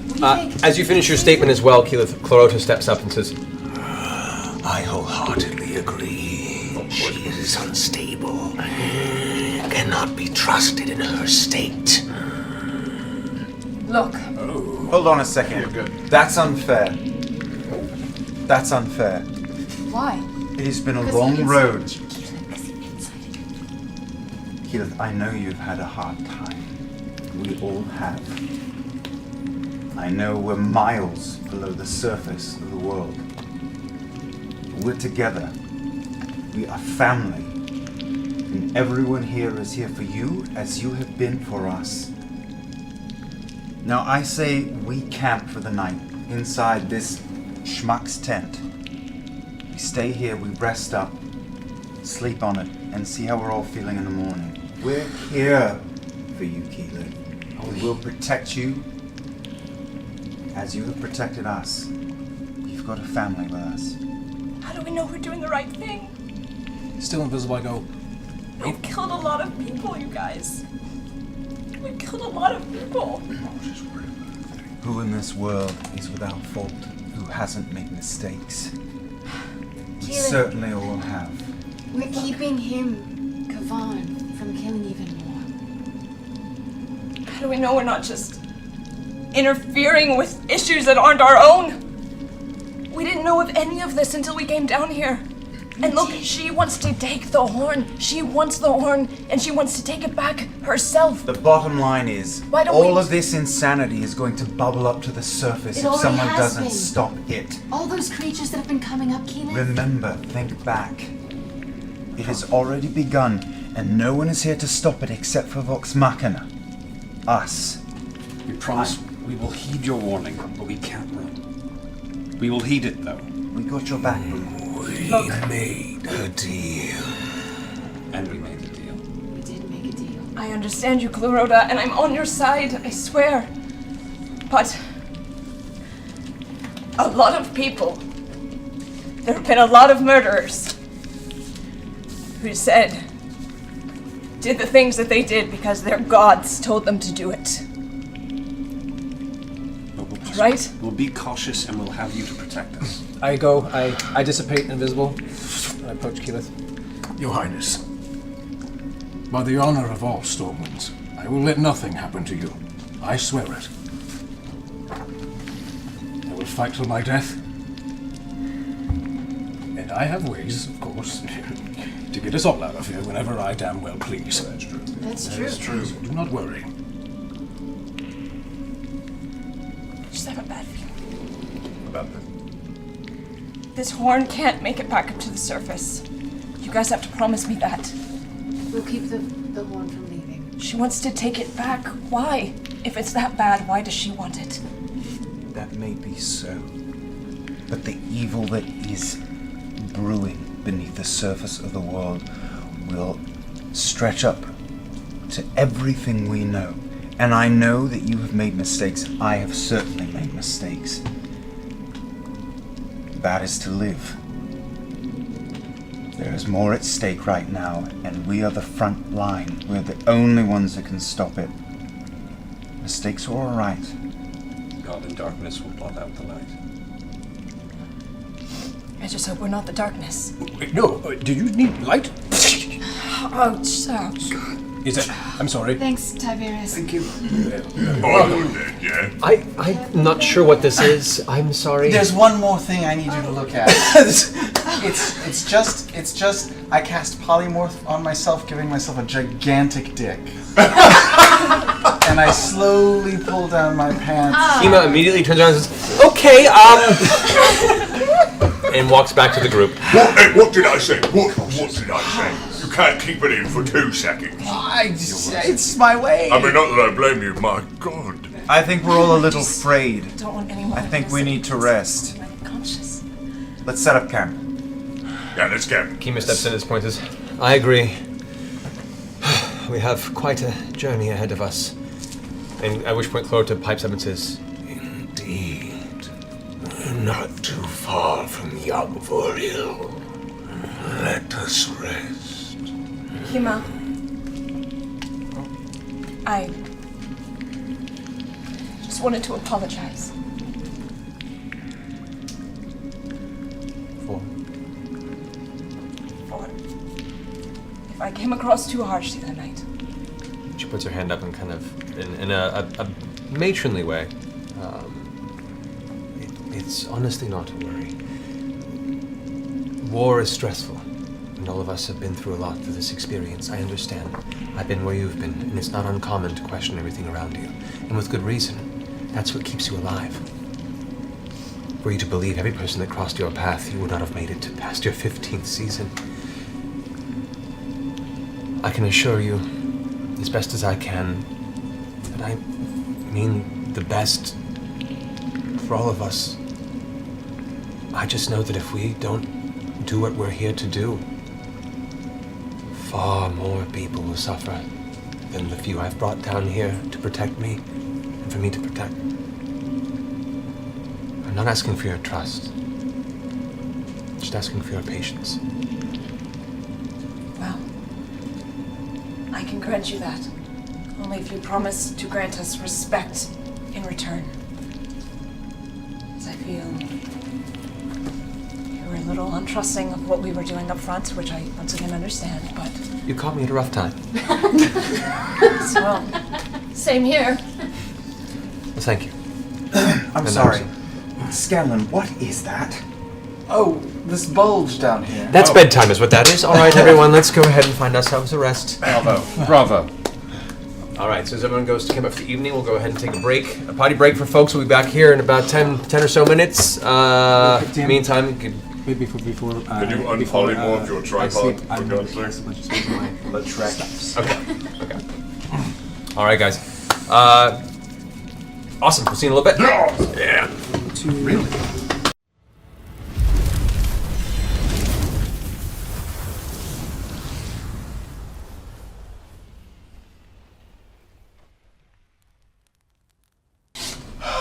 Welcome back, everyone. We've been sufficiently rested. First off, I want to say thank you and welcome to all of our new viewers. Welcome to Critical Role and all of its chaos. A bunch of voice actors playing Dungeons and Dragons. Hi. For a while. Hello. Also want to congratulate the first winner of our tabletop promo kit this evening, Zagros won. Well done. We'll be getting out another one. Will be given out at 2750. So 2,750 subscribers. Then someone else in the chat room will win another promo kit. So that's cool. It's close. We will be here every week, so subscribe. Also, t-shirts on sale. As of today, they're limited run for 2 weeks. We're trying to get to our goal of 1,000 before that's done, hopefully. So if you just scroll down to the bottom of the Twitch page, you'll find a button there that'll get you to that shop. So go for it. Anyway, Returning. Oh, wait.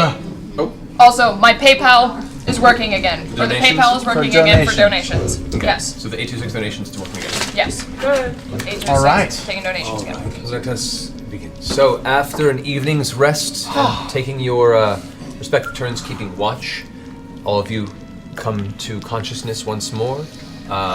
Clorota anxiously sits at the edge of the camping facility looking deeper into the tunnel ahead, just keeping his eyes peeled into the darkness. I check below my belt because the spell has worn off, and I'm back down to my normal 1.5 inches. Which on a gnome is pretty big. It's pretty big. All right. Thank you. Length and girth. Oh God! What? It's like a square. You're like it's like a cube. You're like a crushed coat. Anyway. All right. Anyway, as you guys all eventually come to consciousness and finish cooking whatever bits of food you've managed to muster at this point in time in the Underdark. It's donuts. Yeah, it is under donuts. And Indian food, apparently. Under Indian. Which, by the way, all those who contributed to getting us food tonight, thank you so much. Thank you. Yay, Indian, thank you. So good. So good. Clorota seems slightly impatient at the edge as everyone's waking up and goes, Come. Ahead we shall find it, young Voriel. That's your city. Beautiful city of secrets. I thought your people had thrown you out. Why so eager to get back? Without the colony, I serve no purpose. I am wandering aimless. I wish to return to the Elder Brain. And to be fair, he was only thrown out once Kavan took over the Elder Brain. Correct? No. They threw me out long for my gift. And you see a little spark of arcane blue kind of filter out of his fingers into the air, and then poof, a small spark. It is an abomination to my people. I am considered anathema, but to save them, to save my city, then they shall have me back, hero. And if they don't? They will. I can sense it. Well, yes, it makes perfect sense, Clarota. I would think they would grant you a hero who's welcome as well. If not, you have a home with us. Thank you. Move forward. We will find, shrouded in the forest of fungus, our destination. Come. And he begins to drift down into the dark tunnel further below. We follow. Yeah, we follow. I follow behind him, and as we call it, I'm like, are you using like levitation or what? How are you? Is this just like how you? It's how we get around Dragonborn. Yeah, okay. His tentacles kind of flicker at his face for a second.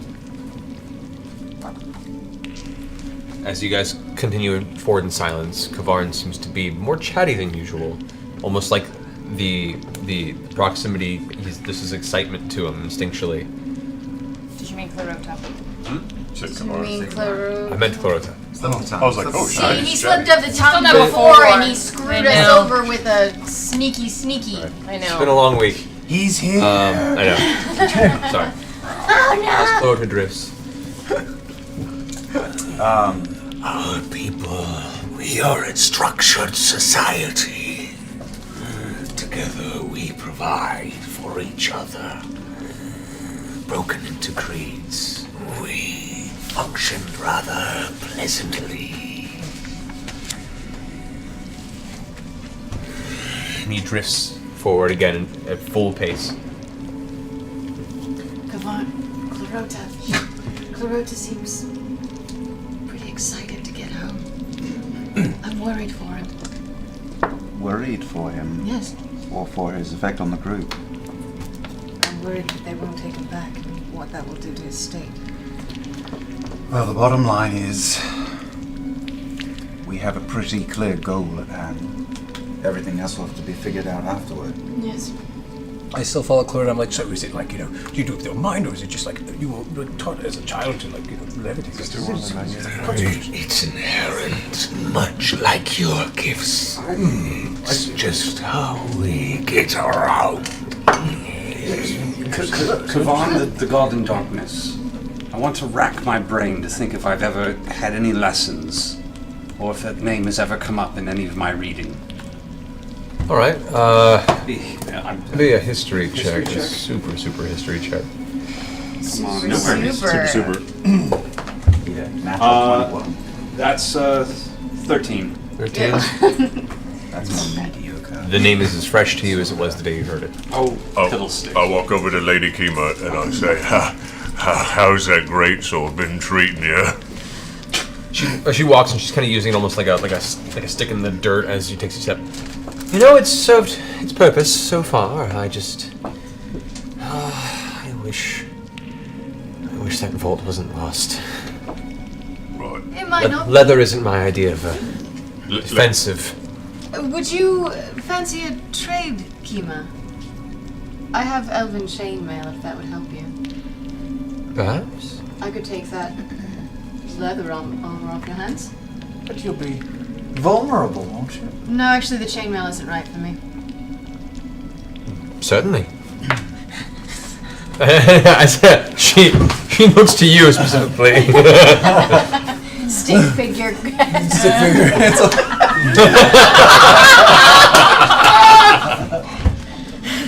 Got it. Got it. We're good. Perhaps we'll find a more modest place to swap, but yes, I agree. Dang, I should have done that But in your mind. I can make you a modest spot. Grog, are you skinning a boar over there? Yeah, that's what they call it in some countries. You summon the staplers, Grog. All right, so as you continue to press forward deeper into this tunnel network, the air begins to grow steadily colder and colder. The temperature itself, you begin to see your breath a little bit in the air. And am I mistaken? Is there like you're really damaged still? Like you have? No, I'm not. Slept. Yeah, you guys all slept. Yeah, we can heal that. Scars are. I mean, the scars visual are scars cool. are still there, but he's full of Yeah, don't you fix healing it. slowly. As I noticed, anybody with knowledge in medicine should try to do a whack at getting some of those.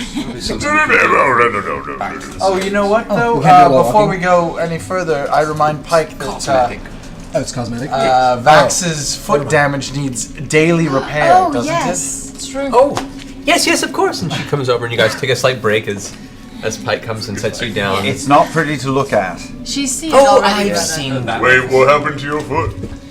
It got melted off. Oh my Not again! That looks awful. Really awful. It's fine, except the pinky He's toe. got a little pinky nubbin. Pinky toe is a nubbin now. You know, we could just take care of the whole thing right now. Rob, no, that defeats the purpose. Not Rash. necessary. Alright. Thirsty to make me a replacement first. Make a little metal toe. That's what I say. Little metal toe. Pike, could you hook a brother up? Certainly, she kind of sets the foot down, and she begins to gather up her which I guess is a 4th level spell. She should have done it before we went to sleep. But alas, she's not here. Sorry, Ashley. She did it that. Okay, so that would be the equivalent of about 32 hit points. Okay. She's also going to attempt a medicine roll Yes. as well. Okay. You notice there is some progress that is slow, but some of the burn scarring from the dip in the magma is beginning to slowly subside. Fresh skin is beginning to show, It still smells but it's amazing. It's still pretty rough. So if you could just It does smell amazing, actually. get that off. Check that. Yes. It's like a weasel on your leg. Clarota, are we planning on going to your village before we go see Kavan, or are we going up to Kavan first? I'm confused. Kavan resides within Oh. the city. Oh, is he a mind flayer then? I believe I mean, is he like you? Not seen him myself. I was cast out before he took his star. He took my people under his spell. Just to be clear, the Temple of what? You kind of leans forward for a second. The temple, we don't know its original purpose. City, we acquire. We took root. Yogvaril existed long before our colony did. Okay. That's good to know. That's very good to know. Thank you. Very well. It continues floating forward. The air still chilly, with steadily more and more moisture. The rock walls become less and less jagged, growing smoother from endless years of condensation, mineral drip, and slow erosion. You begin to get that smooth inner cave look to the outsides of this tunnel.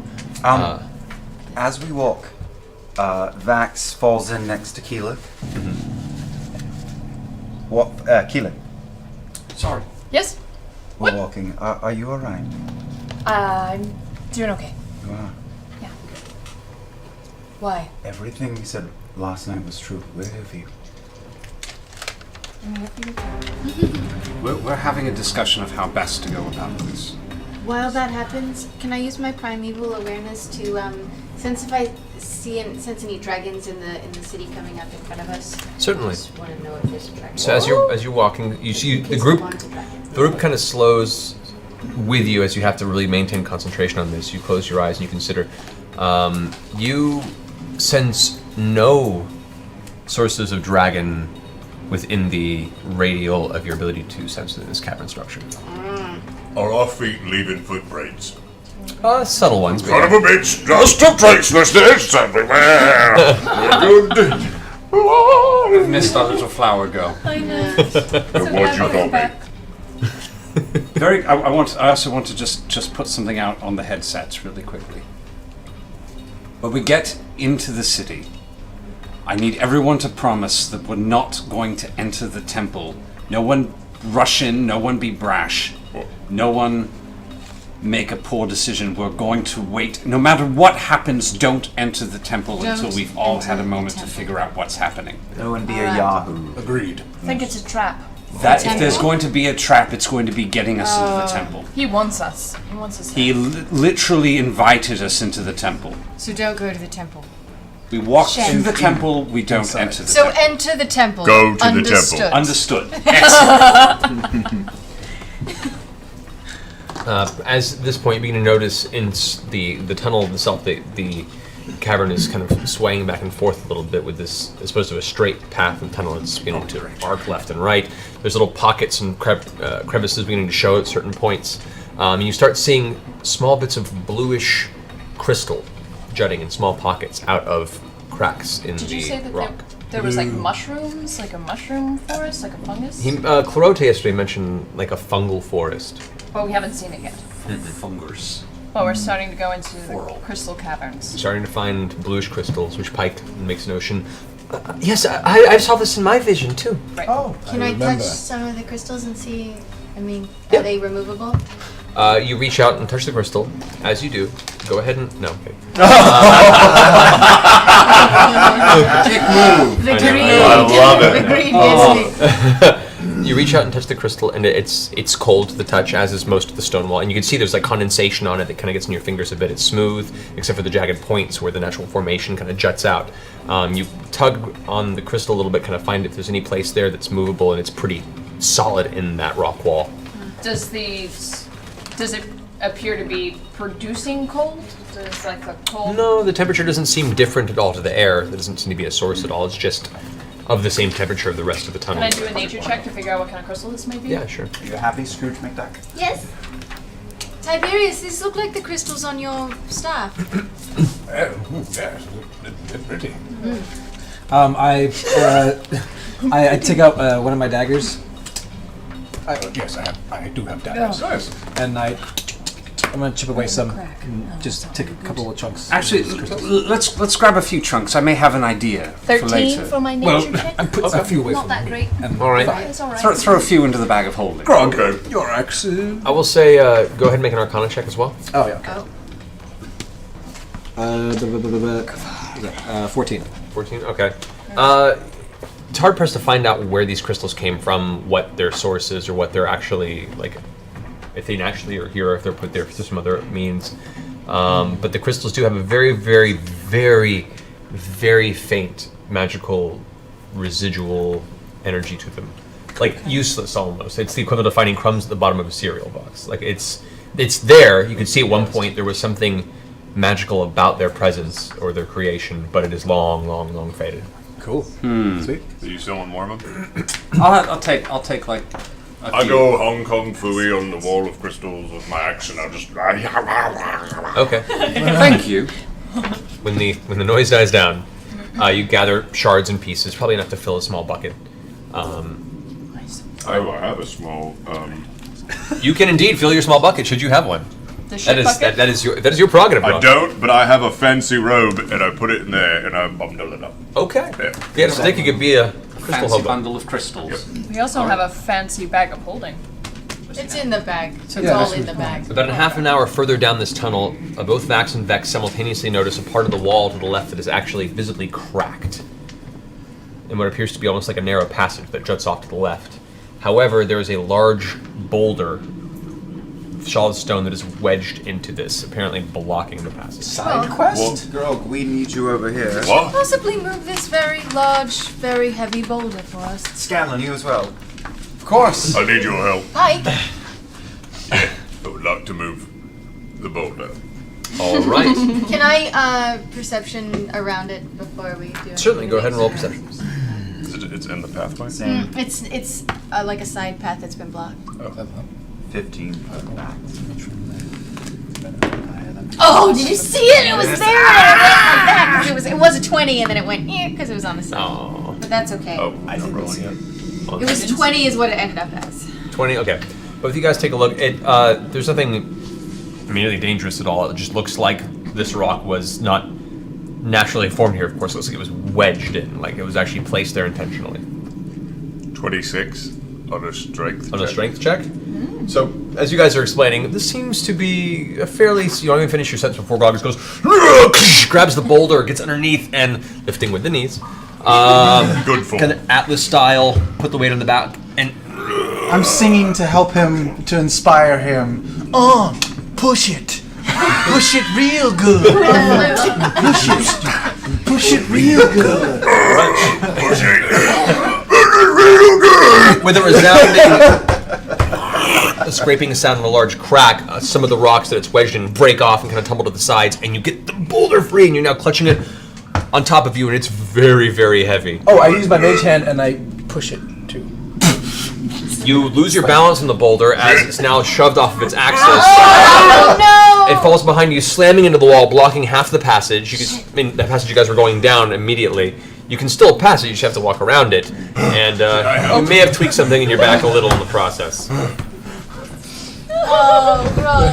How's your I back? won't tell you. I roll over on my stomach and ask Trinket to step on my back. I roll over and have Trinket step on my back. Trinket gets on, kind of pushes on you with the bare claws. You can Seriously, see. we don't take Make advantage of that biscuits. Make biscuits, Trinket. Yeah, Make biscuits on Grog's back. Can I look at You the can hear the crack. passageway that was opened up? You can. The passage is very, very thin. It can maybe fit you individually, barely fit Grog when you actually go through the passage properly. It's pretty spacious in here, I think. For a gnome, yes. So yeah, you can, but it is pitch black going forward, which means you guys can see like it's equivalent of low light for you in pitch darkness. It's only about 30 feet ahead of you. You can see the path just kind of continues for a little bit, and then kind of widens up into what looks like a small chamber. But you have to get closer. Dangerous at all? Do you want the lantern? Make a perception check. Everywhere's dangerous here. How far is the chamber? Oh, wait, About 30, 35 feet back. Great. So 21. best you can tell, it just looks like a chamber and looks like a hallway. We should investigate. Let's go. Looks like a I death think trap. this is a tomb. I'm gonna be so Tiberius, pissed at can the two you of send a little light down that passageway? Yeah, sure. You want to shoot an arrow for me, love? Let's do it. Okay. Bax chases the arrow. You just run. You're just out gonna of go it? down the hall? Yeah, still. Okay. All right. So as the light kind of the arrow shaft vibrantly bursts into bright Tiberius created light, it arcs slightly down the hallway, only at 35 distance. It goes pretty quickly, and then into what looks like a piece of rock. Actually wedged itself into a piece of rock before falling out and hitting the ground, chipping a chunk upon impact. As it hits, you can see it's a small kind of roundish oval chamber. You can see some what looks like small piles on the ground on the far end. Still hard to make out from this distance, but you're welcome to enter. I'm gonna Where is head it? I towards it. followed Take it a up. look. Yeah, Oh, I sorry, rolled you a followed it in? 26 on stealth. Right. You rush in. Follow up the arrow. The first thing you understand, the air smells faintly of ancient, untouched dust and mildew. Oh no! What did we just let loose? You glance to the floor, and notice what appear to be 6 long dead bodies strewn across the ground. How long dead? Skeletal and covered in webs. No spiders. So who's in there? Just Vax right now? Just now Vax. I'm going to check out the very first, the closest body to the Vincent. Okay. Go ahead and make an investigation check. Oh god. That's 19. 18. Okay. Well, as you kind of look across the bodies, I mean, there's nothing formal about this area. There's no like fine chiseled structure. It looks like a natural formation. It just appears to have been the final destination for whoever these individuals were. And you do notice the way they're adorned, they were an adventuring party. They were people who came down here long ago for whatever reason, and the last destination was this small cavernous space. You said they're covered in webs? There are webs on them, but the webs themselves are small, natural Cobwebs? spider, just not like any Small natural. Okay, Yeah. so not. But you do notice that Not double back. each one of their skulls has a giant hole bored into the bone itself from different places in the skull. Their Different bodies out. places. I'm gonna start searching all of them.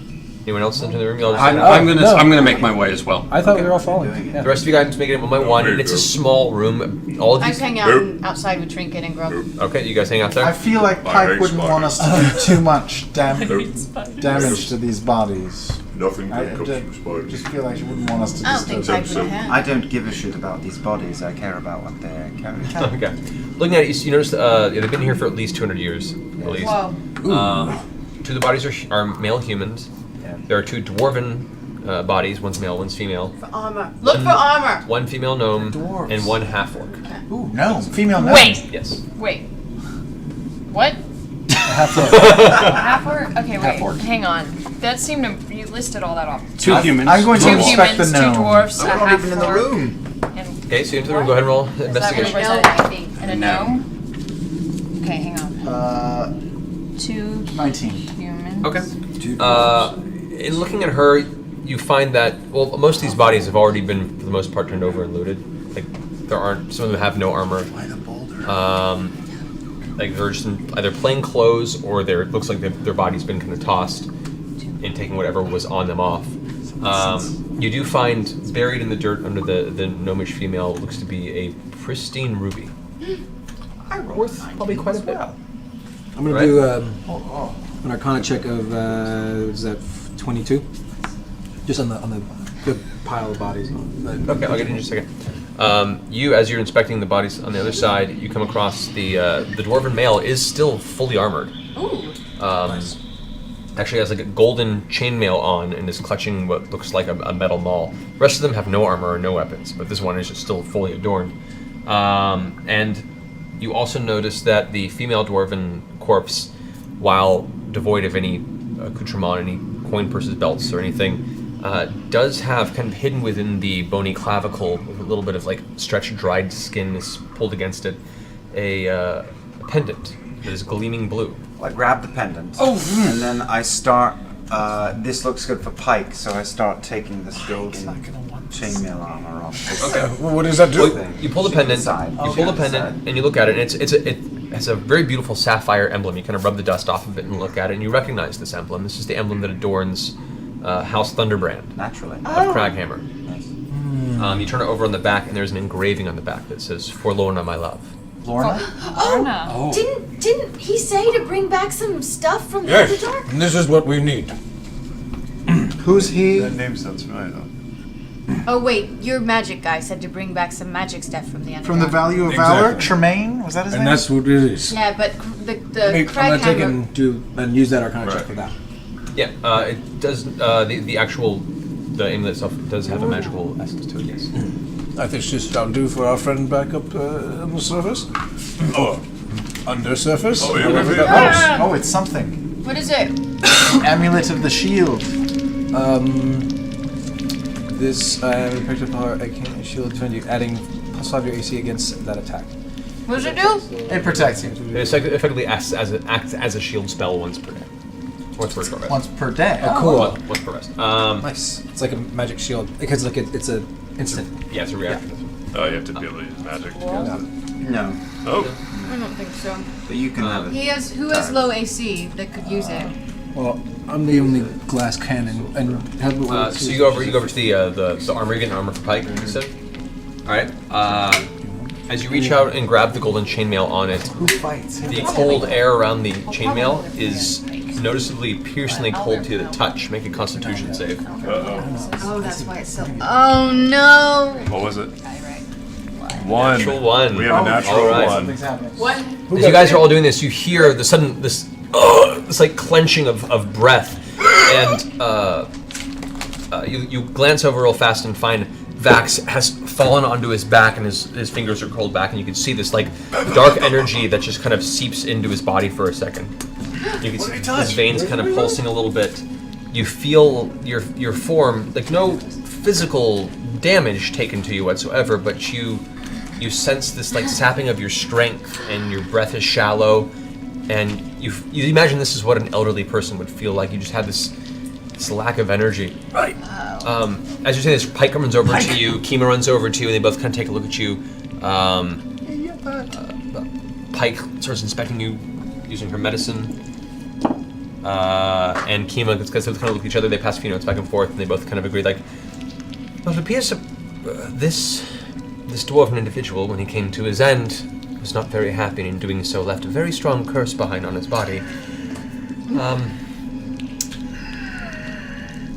Kind of look about to each other.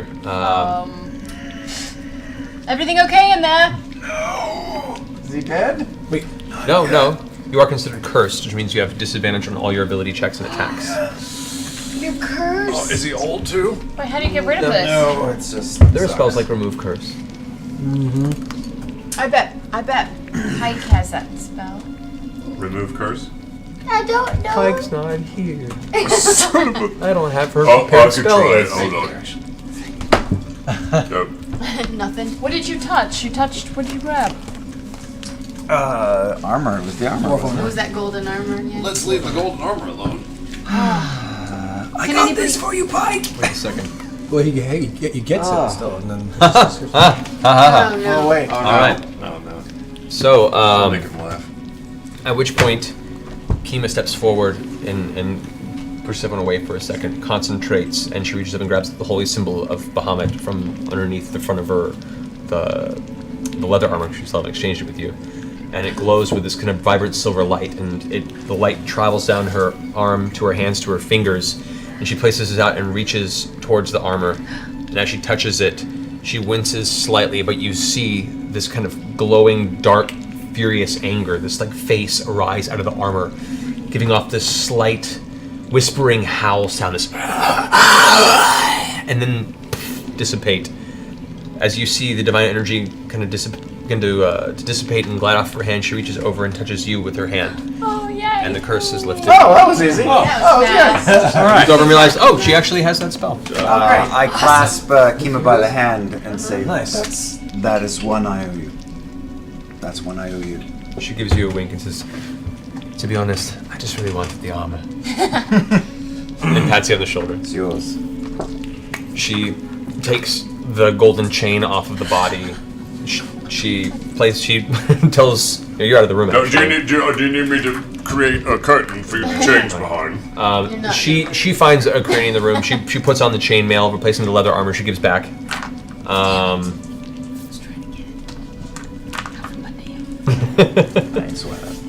She does gives you the great sword, and then takes the maul from the corpse of this dwarf. But as she takes it from the body, she sits down and says a silent prayer, clutches her symbol, and as she does, she takes from one of her pouches a small bit of blessed water and kind of tosses it across the body of the dwarf. Puts it back away, stands up. All right, shall we continue? Right. As we leave the cavern, I give one of these to the dwarven buddies. You swear you hear a slight shift in bone. And silence left behind in darkness. I'm gonna take Hey, the did ruby you too. get the armor Yep. back?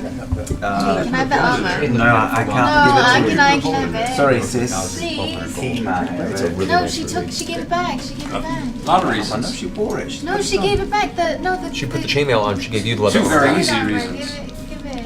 Either you didn't That's want them to between be you and found, her. but you did. I'm not taking armor off of her. Please, can I have that armor? She's holding it in her hands. Certainly. Thanks.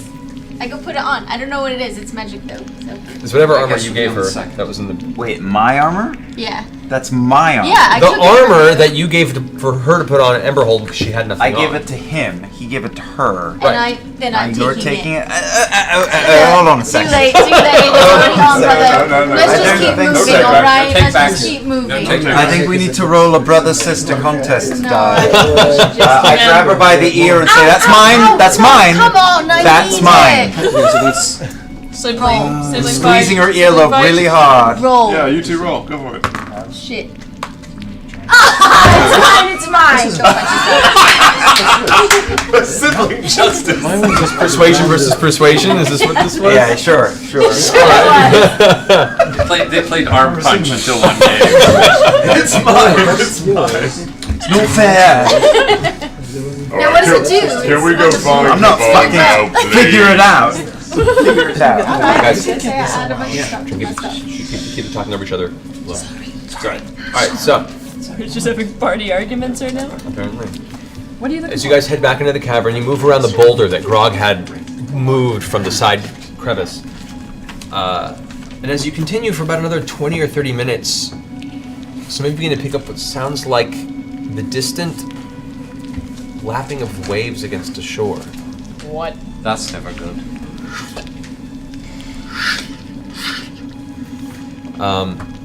As the tunnel begins to curve larger and larger, eventually you come around a bend, and the tunnel opens up into a humongous cavern housing an underground lake circling a large island. From what you can see on the edges of the wall that are closest to you, as the island disappears into darkness about 100 feet ahead of you, there are these blue crystals that you've seen throughout this tunnel completely covering the walls of this entire cavern. There's only maybe bits and places around the wall about 5-10 feet across where there'll be no crystal. Otherwise, it's just gray stone and blue crystal jutting from the sides. I go over to one of the crystal walls and I just kind of put my hand on the crystal and I cast daylight, trying to see if I can emanate it up through the dome. Okay. You cast daylight, and on the actual crystal source that you cast it on, daylight emanates from it and kind of gives off a bright beacon of light. I want it to glow up light up the crystal. Right. And see how far it can get it to reach up to the top. right. You notice that from the whatever crystal vein structure some of these are connected by, some of them tend to glow in spots. But you see it's kind of localized. All this crystal isn't interconnected, is what this tells you. Okay. There are pockets here and there that are interconnected, but there are multiple veins of it gold. going through the entire. What kind of liquid is this lake made of? So as you approach this hard stone surface you guys have been walking on for this tunnel begins to give way into like a coarse sand, almost like a gravelly shore, and it appears to be fresh water. It's clear. The smell is a little musty, but not too bad. And you approach and you can see there's just very gentle, very soft waves that occasionally lap up on the shore, but only a few inches. There's not a whole lot of motion to the water within this cavern. Can we see to the bottom? Is it that clear? Yeah. I've got an idea. I'm going to find a small rock. Oh, go ahead. Finish my description. So there's this lake circling this large island across the way. You also see on this side of the shore, central, there is a large stone bridge that arches over the lake and makes landfall about roughly 200 feet to the other side at the very, very tip closest to you of this island. It's about 15 feet wide, this bridge, 15, 20 feet, and is an immediate walkway onto this island across. You can see just faintly on the edge of this island a glowing bioluminescent fungal forest that covers a large portion of this island's top side. The edges of it you can see rise up into little like cliffs that have eroded over time and are kind of rather stark in places. Plants! Look, living things! It's Clarota? Is this in any way dangerous? Clarota, as you look over, it's just like kind of gliding into the cavern. It's the closest thing you could imagine seeing a mind flayer to smiling. He's looking about and kind of just, in response to you, a few moments later, says, "We're near home." Let's all remember his feet don't actually touch the ground. Right. Yes. Do you know if there's anything in the water? he kind of glances over you. There are many things in the water. That's a Fish. Oh. Crustaceans.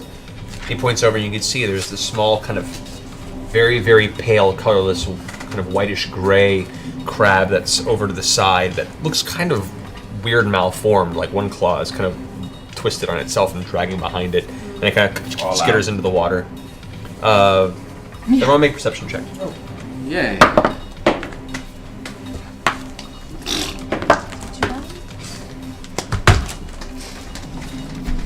No. Oh, natural 20. Oh. 14. 20. 8. Oh. 6. 1. Oh, you two. So as you all kind of walk up to the edge of the shoreline and you're inspecting the water and kind of feeling for it, you look over and on the far left side of the shore, you can see just below the water line what looks like a sunken boat or two. I can't see shit. It's mystical. There's a sunken boat in the lake.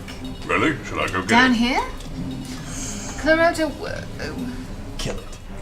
why? It's Why a boat. boats? Clarota kind of gives you a look. I do not know. Many things wander these tunnels beyond my kin. We are but one of its denizens. Who's a good swimmer?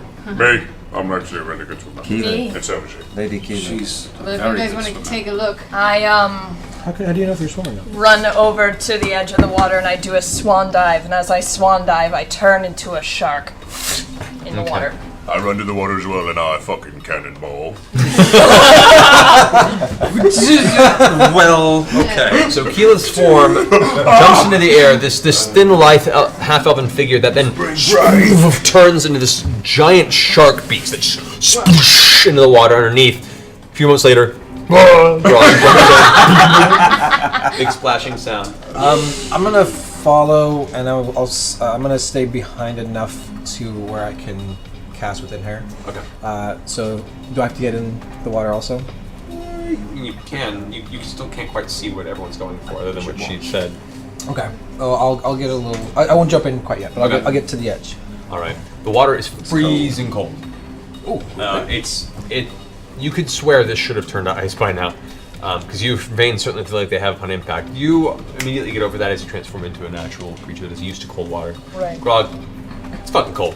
1.5 inches, me too.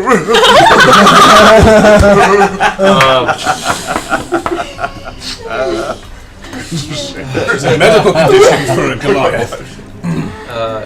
Aren't usually this many penis jokes in a session, folks. Just happened to be one of those days.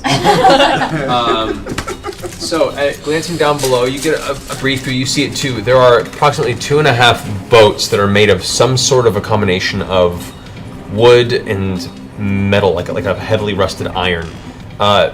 One of them looks mildly serviceable. The other one is broken with a large hole in the bottom of it. I do a lap. Okay. Go check it out. You kind of look around. There doesn't appear to be much else around it. You do catch what looks like a semblance of a half-eaten corpse, a bone that is just left partially buried in the ground. But you don't know how long that's been there either. It's just bleached bone at this point. Whatever fishes live in this landscape have picked it clean. So there's nothing in the boats at all? Nope. Good times. Weird. Awesome. We could just keep going. Maybe come back. Ask him if we can get the bridges moved. Okay. Make a perception check. Oh. Make a perception check. Yep. Are you still alive? Yeah, I'm shivering. 12. There's a shark, right? Yeah. +3 Okay. shark. You do a couple laps. Nothing really catches your eye. I take a big breath and swim down to where the giant shark is. Okay. Did I perception You check can also? also attempt a perception. This is like 1 out of every 5 games I get to. 12. +0. You found some boats, yo. Boats! They are broken. I go and I see the Grog's underwater and I flipper him and I go up under him and I hold on. Here we go. Giant shark comes up onto you and just kind of nudges you aggressively and lifts you towards the surface. Dolphin help him a little bit. Well, you've heard of those. Never mind. I'm just gonna keep going. All right. You guys all watch as Grog is now riding a shark. Awesome. Sharks don't. So we ask the road up the Right. bridge. They don't. We don't do that. Yeah, can we- Shut up. I mean, This shark does. Clarota, is that mushroom forest? I mean, is that your home? Should we Is that go what we're there? doing? Should we skip it, Clarota? The forest certainly surrounds city. Oh. I carry Grog over to the island. There Pop up on the are other many side. places of entry within this cavern. And you see Kurota kind of concentrate for a second. And within all of your minds, you suddenly have a very clear image of this entire cavern. Its layout, what strange shape it is, where the general overlook is, and as clear as day, it's being. you have Oh. an entire visual of the inside of this cavern piece. Wow. You guys reside Yeah, dude. down here, right by the bridge on this edge of the beach. This green represents the fungus, and this you imagine represents the city, the temple being central to there. We should not take the bridge. I think we should. Yeah, that's a definitely lot go of a fungus to different get through before the city. Why don't we... Are they still down there in the water? Yes, they are. They're still playing. Well, let's wait till they get back up before we get into the city. I have an Where are earring. we relative? Put this down here in case you want people to see that. Where, Grog. where are we on that? What do you Grog, think? do you You need guys any are right help down here. there? Can Bridge. you pull I up see. any of those boats? Pull. Yeah. Pull them up, Grog. Pull I them like up. it. I know Good what job. you're doing. I go over and I swim Grog over. And can I, as a shark, give like some shark Percy, get push ready. from the bottom? Grog! Sure. Push. Sure. Yes, we have a underwater breathing Kit. kit that we bought. We at bought the- one. The store. There's two of them. Potion? Sick. I don't know, we bought one. I wrote 2 underwater breathing I remember and didn't that. write what it was. 2 underwater breathing biscuits. 2 underwater Potions. It was Potions. breathing waffles. I I'm pretty sure it was remember this. I potions. remember I'm this. pretty sure they were potions. What type of boat is It was this? pre-critical role. It was. You haven't had a good look at it yet. I tried to look, but I'm a shark, so I Yeah. don't know shit really. Grog, come on. Boat.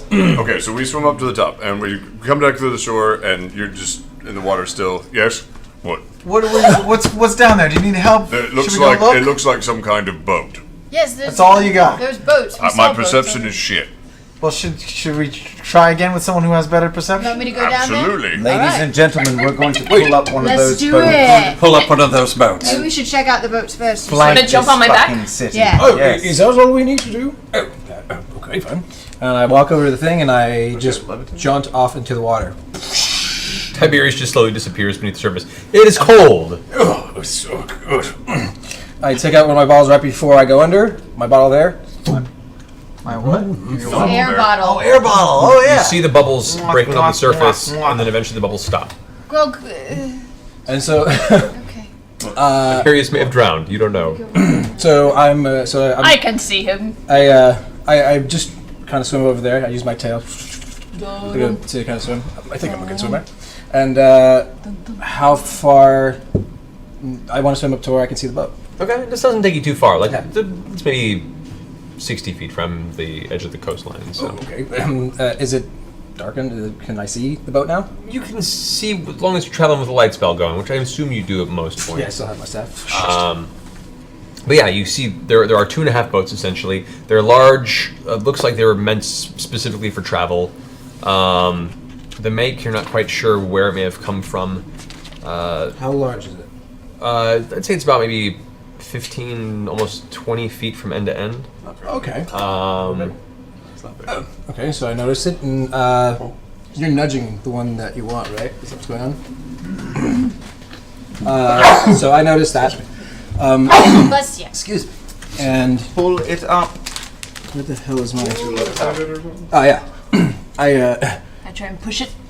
My iron stone and direct telekinesis to lift up the boat out of. So you're putting your iron stone on as opposed to your. He gave the other one to me. Yeah, I. Yeah, got you. He has Okay. the thing. I still haven't got Okay. Sorry. All right. So you put the iron and you. And I cast telekinesis on the boat to lift it up. Okay. And I try and I swim underneath it. Okay. There's a rustle in the waves on the surface of the water as you see all of a sudden this bowing and splashing begins to occur. The ship begins to rise out of the sediment to the bottom of the lake. I'm trying just to get right on the lip.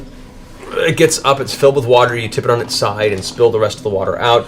There is still a large hole on the bottom of the boat, like on the inside. And you carry it over back to the surface of the shore and rest it gently onto the rocks. Can you fit that boat in your wheel of mending? I'm underwater. I'm going to jump back up to the surface. Tiberius, that was amazing. Welcome to the surface. Can you use your wheel of mending on that boat that you just Put my pulled ball up? away. I don't know. It's a good question. An entire? I mean, I don't see why not. Percy could assist. He's got some engineering. Well, I can't help with the wheel, but I could repair the boat. In theory. Percy, why don't you give it a whack before we put a boat? Can you? Okay. Well, I'm gonna make a list of things that I'm gonna need. I may have to send them down for more parts of the boat. A list of things. Let's just try the wheel first. Telekinesis is still in effect currently. So if you wanted to do that now, bring up the broken boat. Yes, here you are. Spare parts. It comes back with the half boat essentially that's like cracked in half and part of it's ruined and broken, but there is still a sizable amount of oxidized iron, metal, and wood here that you think would be serviceable for repairs. Please don't roll a 1. Okay, so I'm going to do a little tinkering and see if I can get this fixed. Okay. Unless you want to try the wheel first. It's up to you guys. Try the wheel. So you're going to go ahead and make a tinkering check? I'll do a tinkering check first and then try the wheel. Why don't you tinker it first? Anyone help us? And that's the, what do I use as my modifier? I would say this is a key point in time for a Scanlan song. Oh, yes, of course. Yes. Use that bardic inspiration specifically for stuff like this. Oh, I do. Yes, I will inspire you. I don't know what to sing. What's a boat song? Come on. Yes. No. How does it start? I'm not feeling very Something inspired. exciting is waiting. I'm on a boat. How's it go? I'm on a boat, motherfucker! I'm on a fucking boat! That's all I got. There you go. I feel inspired. I'll give you D6 for that. Dick's not a Downgrade. Man. Sailing takes me away to where I've always heard. Okay, that's worth a D10. Well, if it wasn't Vax singing. Okay. Go for it. All right. What do I add to the modifier, by the way? Well, you add whatever your tinkering bonus is, which should be your dex. My dex modifier, thanks. Tinkering, what's the Irish name? Thank God. 13. Okay. 13 total? Yeah, 13 total. Okay. You take a while with it. It takes a little longer than anticipated, but you have your general tools with you. You hammer away. About an hour and a half to 2 hours later, you're sweating, your muscles are sore, but you feel like you've managed to get the hole, for the most part, patched. Now it's just to test its buoyancy. Do you want to try the mending wheel? I'm practicing my Shamu flips now in the this water. is. My spell doesn't last that long. Yeah. What is You want to put it in the water? Let's put it in the water and see what happens. I start pushing the boat back in the water and I jump in and start jumping up and down. You jump in, or you push it in, you leap into the boat. That's the ultimate test. It gives to the 600 pounds that are grog. It splashes a bit, it lifts, it seems to be holding. It's leaving ripples in the water. Okay. Um, Will it fit all of us, you think? Let's give it a shot. I'm going to stay a shark Okay. and start paddling follow away. in the water. Let's pile in the boat. I jump Maybe. in. Okay. Actually, Can I tow them? I was about to say, we can make a harness out of rope. Yeah. We'll be less conspicuous. Yeah, you're not as much Shark rowing. power is far less conspicuous. I saunter on the boat up next to Grog and go, excuse me, as I open the bag of holding and take out the magic carpet. And I hop on that. I get on the magic carpet with. I'd rather be a free agent on this one. I'm staying in the boat. Care to fight on water. I'm setting up a little gun mount on the boat just in case. Nice. Do you guys want to get out the rope and We'll get loop out the around rope. me? Throw out a loop for you to grab. I swim through the loop. Get in the boat. I just want to know which way we're sailing. Are we going left? Now, We gotta check it out. Clarota put the image all in our heads. See, there's an island over on that side. Oh, So that's we actually head not. towards Yeah, that. let's go to this This little way, or slide. do we want There, to Go that way. Vox Machina, there Yes. is an island. There are also 2 small caves. And, There's 3 small caves. where? That's 2 small caves and then a path. 2 right? and then rivers and paths out, yes. Do we want to check them all out? Kinda. Well, Hurt. Clear out the fog of war. Straight for the Loot the fog big of war. prize. The fog of war. Are we all agreeing that if we're all deciding to come here or here? Toward the Well, island, I I think if we can go here to this little island, I might be able to do some thinky, spyy, scrying stuff before we storm the city. Well, What do you mean, Keelan? How about Like- the cave first well- and then the island? I'm a shark, but like Cave first. cave first. Right cave first and then we'll go to And the then island. It's like island. fun. Let's We go head- we there. head Does towards the look right like cave fun. First, then we go to the I island. think when we eventually want to take the temple and kill this son of a bitch, we probably want the shortest amount of distance on land as possible, which means coming in from the north end where Tiberius is pointing. Right now. Coming in through here, which is Yes. least resistance. Yes. I Directly agree. to the temple. But I think we're all a little slap happy and That might curious. be cliffs on the back end, though, you guys. We Yeah, might are not be those able to cliffs? scale Can we get- those. The north Well, what end about this populated? Best you can tell from the image that was given to you, any of the sections along the edge that have the jagged lines are cliffs. Okay. But the northwestern edge has a those beach. just fine. Correct. Yes. Yes. But we're curious about the island. We can enter Let's here. sail. Yeah, we're going to the right Set cave. Go on the cave on the sail. right. Avoid. Towards the island. Alright. So, Vox Machina, are we going to head around the southern, Yes. southeastern edge? Yes. Yes. This way? We're going. We're sailing. Does anyone know how to steer this thing? I'm We're towing shark us. powered. Just towing. Oh, towing. We're being towed. I'm on Alright. the carpet with you. Yes. That is impressive. All right, so you guys continue down the right side of the path. You push off into the water, being towed by Keyleth in shark form. Oh yeah. As you push Should we forward, do pass without a trace on us? She's a shark. yep. We're pretty stealthy. As you guys continue I'll pushing, hug the far wall, though. All right. I'll hug the wall. you hug the far edge of the water, pushing across. You find your way around, and as you begin to look up the wall, you can see once again like how these crystalline structures are just spread out across this entire wall, going up. You can't even see the ceiling of the cavern; it's so high up from your current perspective. It just disappears in the darkness. You continue following the path until eventually you come to this choke point here, where the landmass begins to. You can see where the beach begins to press like down and Apocalypse touch the Now. water. As you slowly and quietly make your way around the bend, you look over and you can see the forest. Indeed, they appear to be trees, but now you have a better view of it. You know, maybe about 400 or 500 feet off from you right now. That bioluminescent glow, this very faint glow, is given off by all the plant life, all these giant fungal trees. The roots have these strange, organic, almost like they're gripping the ground. The canopies of them blossom into these strange, almost mushroom-like appendages. These like fungal bursts that kind of stick off the top and form the tree-like canopy. And you can see vines hanging from each of these. It's a very strange alien forest, fauna that even you're not familiar with in your travels. But it does give off this dull color, this faint light source that does tend to give a general visual view of the landscape on this island. You do see, just barely beyond this point, looking across, the tops of a few buildings in the very, very distance. The color of the stone, from what you can make out, is almost like a jade mixed with like a gray marble. And you can just faintly make off in the distance one large pyramid-like structure that comes to a flattened precipice on top. And there's on the island to your left. And there's a very, very faint greenish glow at the very top that matches the coloration of that same glow you saw in the eyes of Queen Ulara earlier and the rest of the denizens that were in her party. As you quietly begin to push along, you come to the point where there's the beach to your right and there's the island to the left. The island, which kind of comes to this incline and then drops off on the cliff on the far side, it has its own kind of encapsulated fungal forest. You can see what looks like a very, very faint bit of ruins on the beach front that is mostly crumbled and fallen. But for the most part, it appears to be fairly empty, other than the fungal growth itself. To the right, there is another pebble beach, same kind of consistency as the beach you first arrived on here. What's at the stone scale? bridge. Are we talking Manhattan and Brooklyn or smaller than that?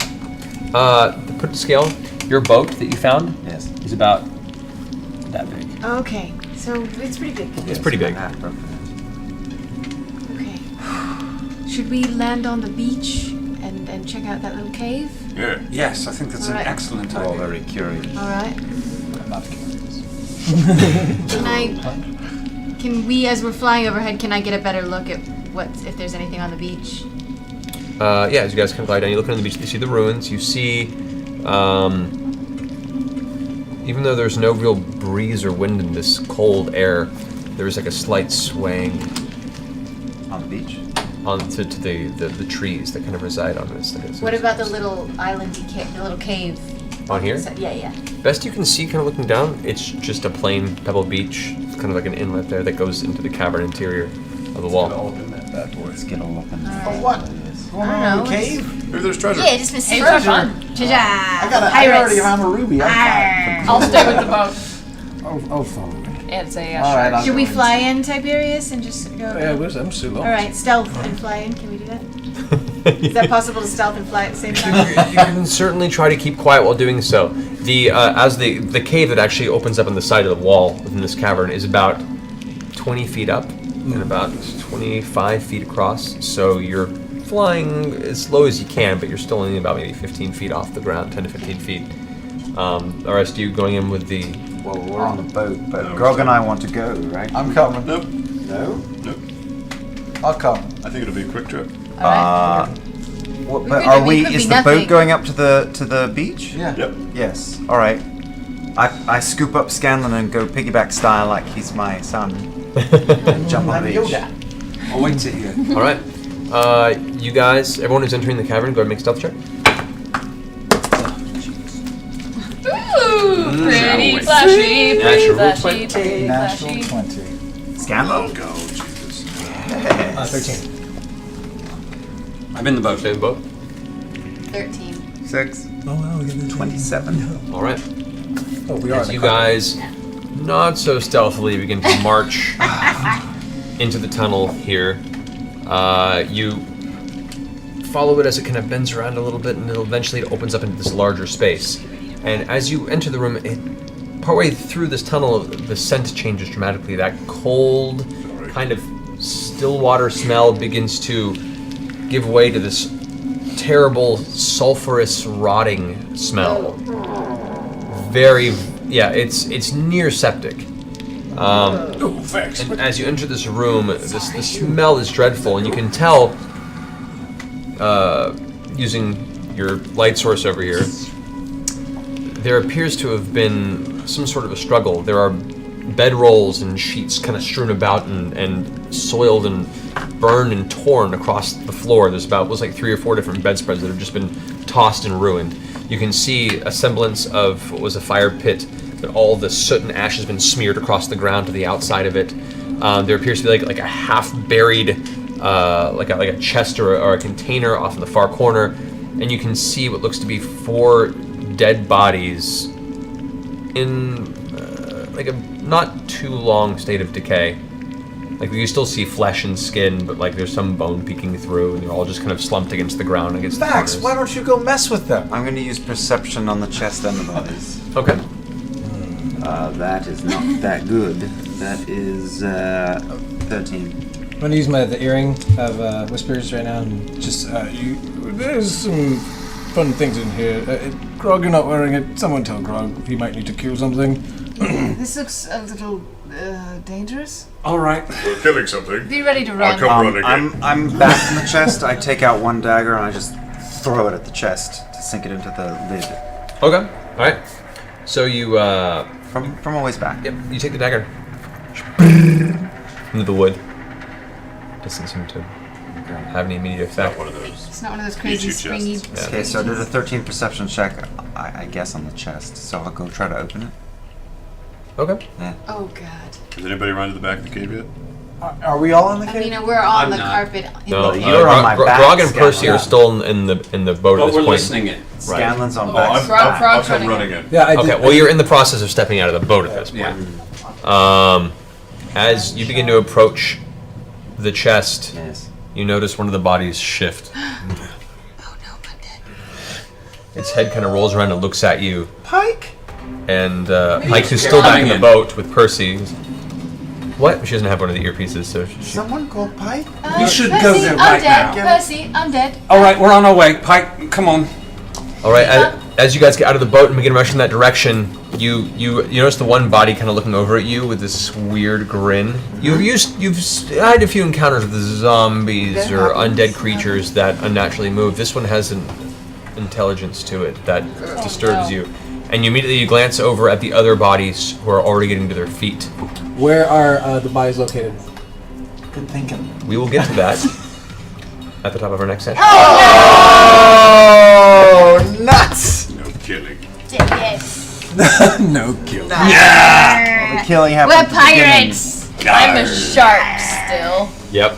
Come back, Shark. Ashley. No Come idea back. what's Help going us, Ashley. Grog, you could throw a shark at something. on. Can you? You can toss a shark Yeah, but you won't be able to at a breathe. You zombie. can use a shark like a baseball. No, for like she can be for You like can not for a like couple battering minutes. ram a For a couple zombie with a minutes, shark. right? It just Yeah. goes. Yeah, sharks don't die instantly when they get out of water. Yeah, they can like. Flop. You Yeah. have like a couple minutes out of the water if you're a fish. They have like sandpaper skin. Yeah. So, So. so we will pick up next week with the next episode of Critical Role, in which the party will deal with this sudden Oh no. surrounding of some strange, partially decomposed corpses. It's the undead. Indeed, the Overlord has come. Oh shit. Thank you all for coming. Seriously. Hey guys. What's up, Zach? Woo, good job tonight, everybody. So I just want to do one more shout out to those T-shirts. Scroll down, buy some shirts. Yes, We have 2 weeks to sell 1,000 of them. This, to be totally honest, is to prove to the powers that be that Twitch is a viable resource for income. Woo! Entertainment and good entertainment. Great entertainment. We all know this is going to grow, so you're just getting ahead of the game. Much like Scanlan's penis. That's not gonna grow.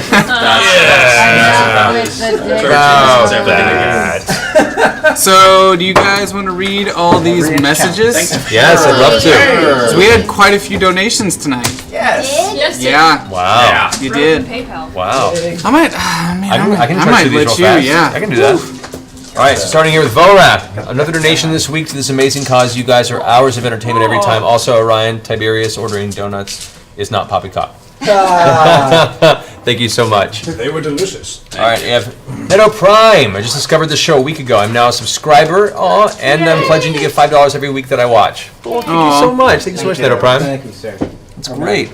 Got Lipo Flinger. This is awesome. High fives all around. Please keep going. Oh, we shall. We shall. This isn't anytime soon. Unwritable. Unwritable. Give us a $70 donation. Thank you, Unwritable. It's amazing. Thank you. Pilobo. Hi from Mexico. Gran juego. Viva el D&D. There we go. I've been talking all night. Sorry. Thank you so much. Muchas gracias. G1 Big Daddy Hef. My weekly donation for a fantastic charity. Always look forward to Critical Role stream Thursdays. T-shirt reserved. Can't wait. Thank you so much. Thank you. You guys are awesome. Hurik. Hi there. Not sure if anyone will get in trouble if you read this out loud. Oh no. But this is what the shirt I put on Redbubble made so far. I made a promise that what I make from the shirt goes to the charity. Love what you all do. Oh, it's Matt Abernathy. Matt Thank you so Abernathy. much. Awesome. Thanks, Matt. Some great designs too. Yeah, Keep your them designs coming. are awesome. We're hoping to do some stuff with fan designs in the near future. So we'll let you guys know. Yeah. Easy Shadow. Hey guys, started watching 2 weeks ago and I'm hooked. Got my paycheck, so I went ahead and subbed, bought the shirt, and am now donating. Keep it up, guys. Thanks. Oh, and hashtag Save Grog. Thank you, Easy Shadow. That's awesome. Save Grog. He is Oh the my God. weakest in the game. Oh, Mal Hidel, who I met on the Minecraft server the other day, which was amazing. Wow, yeah. Isn't it fucking rad? I can't. Yeah. Like, if you guys haven't been on the Geek and Sundry Minecraft server, they've actually recreated physically sequences from our campaign, like battlegrounds, and it's like walking it's like a through. walkthrough. Yeah, actually, if It's you want really like wild. a good creative like summary thus far, you can walk through this. I got like emotional walking I know, through I got it. all It was teary-eyed. the pictures you were sending were amazing. Yeah. It's Have They fun. were, they It's were really texting cool. all of us. The sculpture of myself makes me pretty emotional too. Yeah, that's awesome. Just love the show. Love you guys. Love Geek and Sundry. Proud to be a part of something so amazing.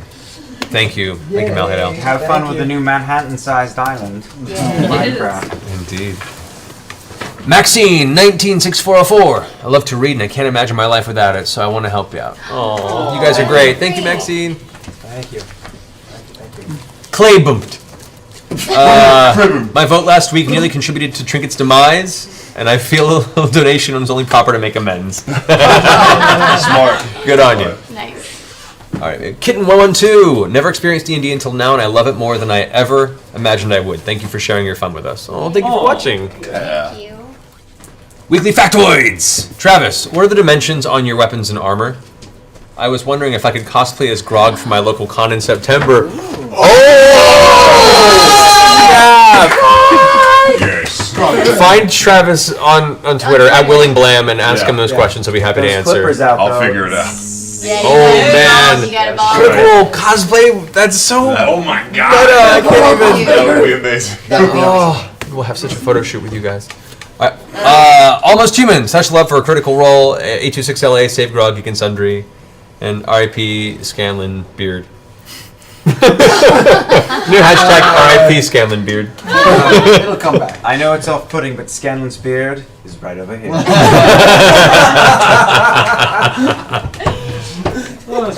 Will NTW, thanks for Critical Role. Less than 3. Oh, thank you, Willie. Less than 3. Ant Tank 01, Critical Role is amazing. Love what you guys are all doing. It has renewed my inspiration for roleplay character development, and it's for a great cause. So I'm more than happy to help. Keep up the great work. Oh, thank you, Ant Tank 01. Elmo's Servant. Oh no.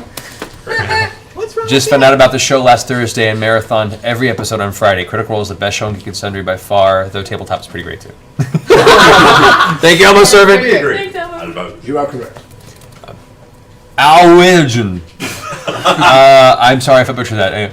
No, that's the right pronunciation. Alwigen. I'll take it. Yeah, I like it. Love Critical Role and ordered my shirt. Sam and Liam. When's the next All Work No Play? Nudge, nudge, wink, wink. Hey. That's on you. That's on It's you. happening soon, and we're just going to be talking about Critical Role.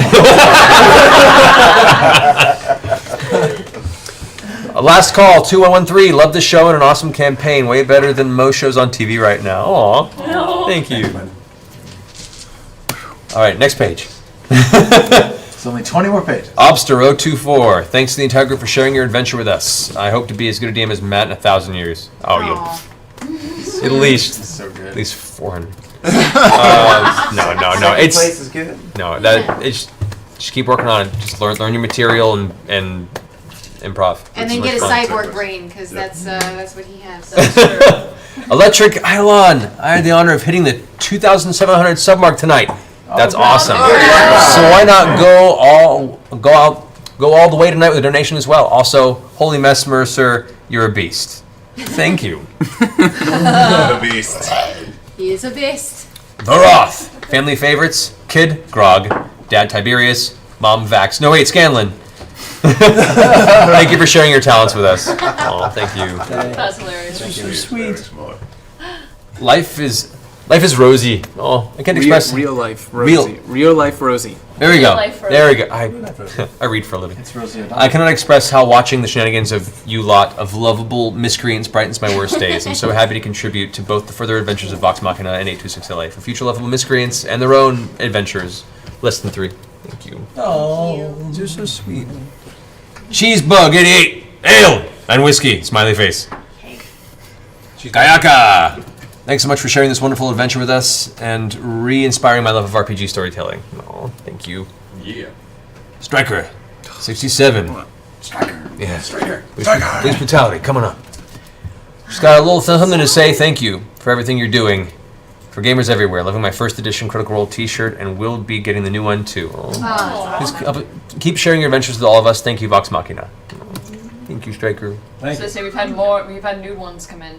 New ones. Nude ones? All right. Weekly factoids. Also, hopefully I can make Travis a great axe and Sam a sword after I finish Liam and Laura's gifts if you would like. Wait, what? Wait. Someone's... By the way, there's something really, really cool on its way here for you. Like, really cool. What did you do? What did you guys do? They want to make your axe and your sword. You want to make my singing dong? How do you mean? Yeah. DAWN, guys. Travis has been looking online. He wants his own axe. He wants his axe. He was handling a couple at Ren Fair. Yeah. And it was kind of scary. Handling or courting? There is a definitive difference. Mirko 2, thank you so much. Kargoth from 912. Thanks for satisfying my D&D addiction while my DM is on vacation. You all rock. We aim to please. Lazy DM. Gene2343. Thanks for the great show. It takes me back to my old gaming group. Oh, thank you so much, Dean. Lap82517. Watching you guys play D&D is amazing and has inspired me to get back into playing Warhammer 40k with my friends. Awesome. Yeah. Thank you for that. I'd forgotten how much fun I had doing it. You should check out War Machine. Agreed. Yeah. Or the Iron Kingdoms RPG is really good too. All good stuff. Norris Saraya. There we go. Norris Saraya. I love Critical Role. It's my favorite thing I look forward to all week. Yeah. You guys are all amazing. Thanks for all you do. Thank you. The Crazy Nixie.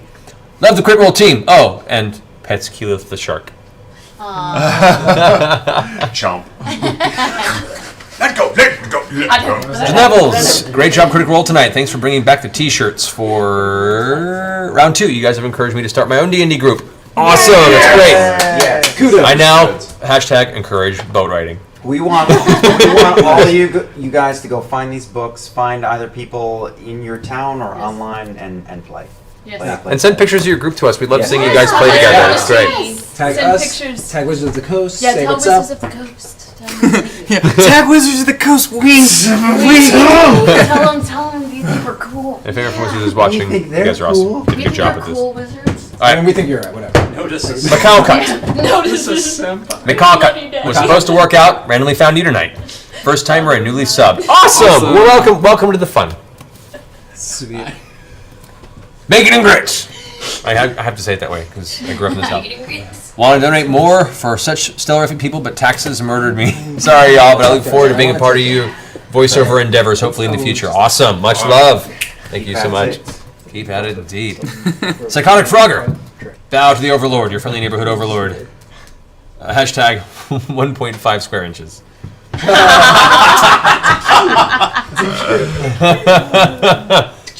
Some Minecraft. Green-eyed Trobotanist. Are you guys aware 300 shirts are already sold today? Wow, awesome.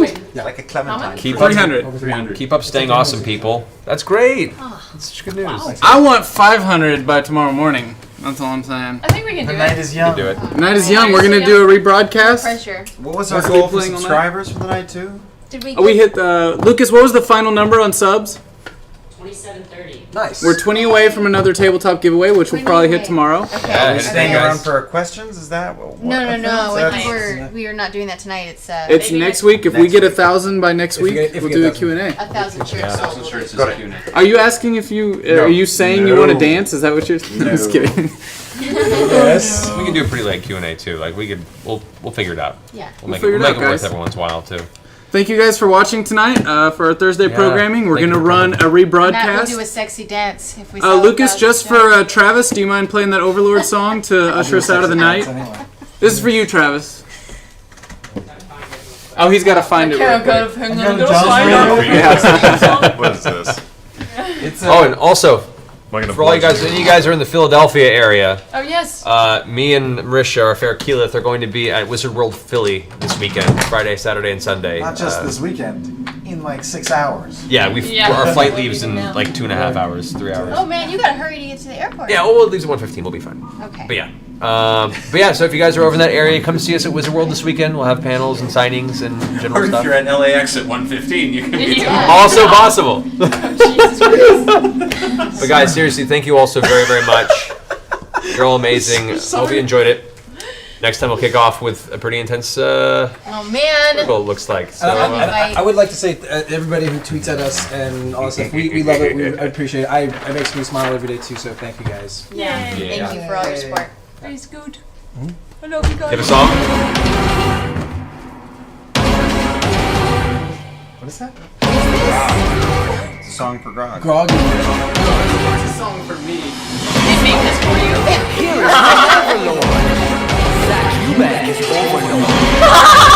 Bow to your Overlord. Did you erase his Overlord drawing? Neighborhood Overlord. Love your Overlord.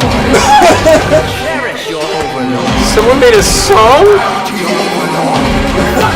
Neighborhood Overlord. This is metal. This is what starts moshing in here. We would like to range. Oh, look at the chat room overlord spam. That's so good. Amazing. Hulk is attacking the chat. That was great. On infinite repeat. That's Look at all the overlord emotions. Whoever made that, well done. Yeah. Wow. Alex, he's our sound dude. That's great. He did That was all the awesome. sound effects on your intro video. Oh, equal cool, prize. yeah. Absolutely necessary. Well done. Yeah. Guys, thanks again. We'll see you next week, most definitely. All the love. Mwah.